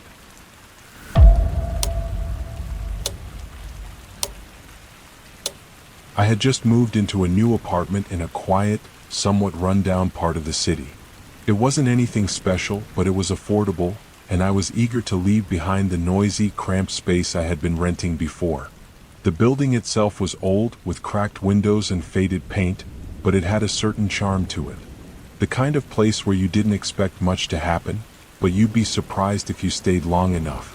The apartment was on the 3rd floor, and the first time I walked in, it felt like it had been waiting for me. The hardwood floors creaked underfoot, and there was an old, dusty smell in the air. But it had the space I needed, a small living room, a kitchen, and a bedroom with just enough room for my bed and a dresser. I spent the first few days unpacking, getting settled in, and getting used to the place. Everything was fine at first. The neighborhood was quiet, and the building seemed peaceful enough. But then things started to feel off. There was small things at first. A flicker of movement in the corner of my eye, a shadow passing by too quickly to catch. I shrugged it off, blaming it on the flickering hallway lights or the odd creaks of the building settling. But the one thing I couldn't shake was the mirror. It was an antique, a full-length mirror in the hallway just outside my bedroom door. The frame was dark wood, intricately carved, and it looked out of place in the otherwise plain hallway. I didn't remember it being there when I first moved in, but there it was, hanging crookedly on the wall. It seemed to draw my attention every time I passed it, as if something was waiting for me to look. At first, I thought it was just the weird angles and shadows playing tricks on me, but the more I looked into it, the more I felt like I was seeing something else. It wasn't my reflection, at least not entirely. It felt like something, or someone, was standing just behind me. I could see their shape in the mirror, but when I turned around, the hallway was empty. The first few times, I convinced myself it was nothing, a trick of the light. But the feeling grew stronger, and the more I avoided looking at the mirror, the more it seemed to pull me in. One night, I couldn't take it anymore. The strange sensation was overwhelming, and I stood in front of the mirror, staring into it. I waited, my breath shallow, my heart racing. I was sure I would see something, someone, behind me. I told myself it was ridiculous, but part of me couldn't shake the idea. For a long moment, nothing happened. The mirror just reflected the empty hallway, the dim light flickering overhead. I felt a sense of relief, thinking maybe it was just my imagination. But as I turned to walk away, I caught something out of the corner of my eye. In the reflection, there was a figure, standing behind me. I froze, my blood turning cold. It wasn't a shadow. It wasn't an illusion. It was a man. Tall, with dark, messy hair and a face that was just a blur. He was standing just behind me, staring directly at me through the mirror. I whipped around, but the hallway was empty. There was no one behind me. My pulse raced as I turned back to the mirror, my breath quickening. The man was still there, but now his face was clearer. His expression was unsettling, cold. His eyes were wide open, staring at me as if he had been waiting for me to notice. I backed away slowly, not taking my eyes off the mirror. I was terrified, but I couldn't look away. The man didn't move. He just stood there watching me. Finally, I ran. I didn't even stop to turn off the lights. I left the apartment and spent the night at a friend's house. When I came back the next day, the mirror was gone.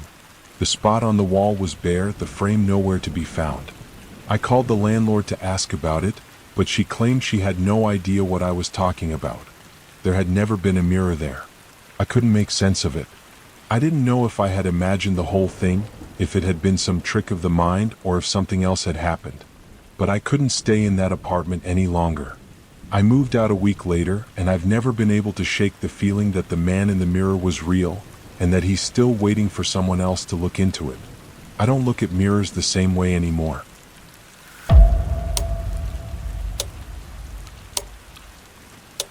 Alright, that's all the stories for today. I'm so glad you stayed with me until the end. It really means a lot.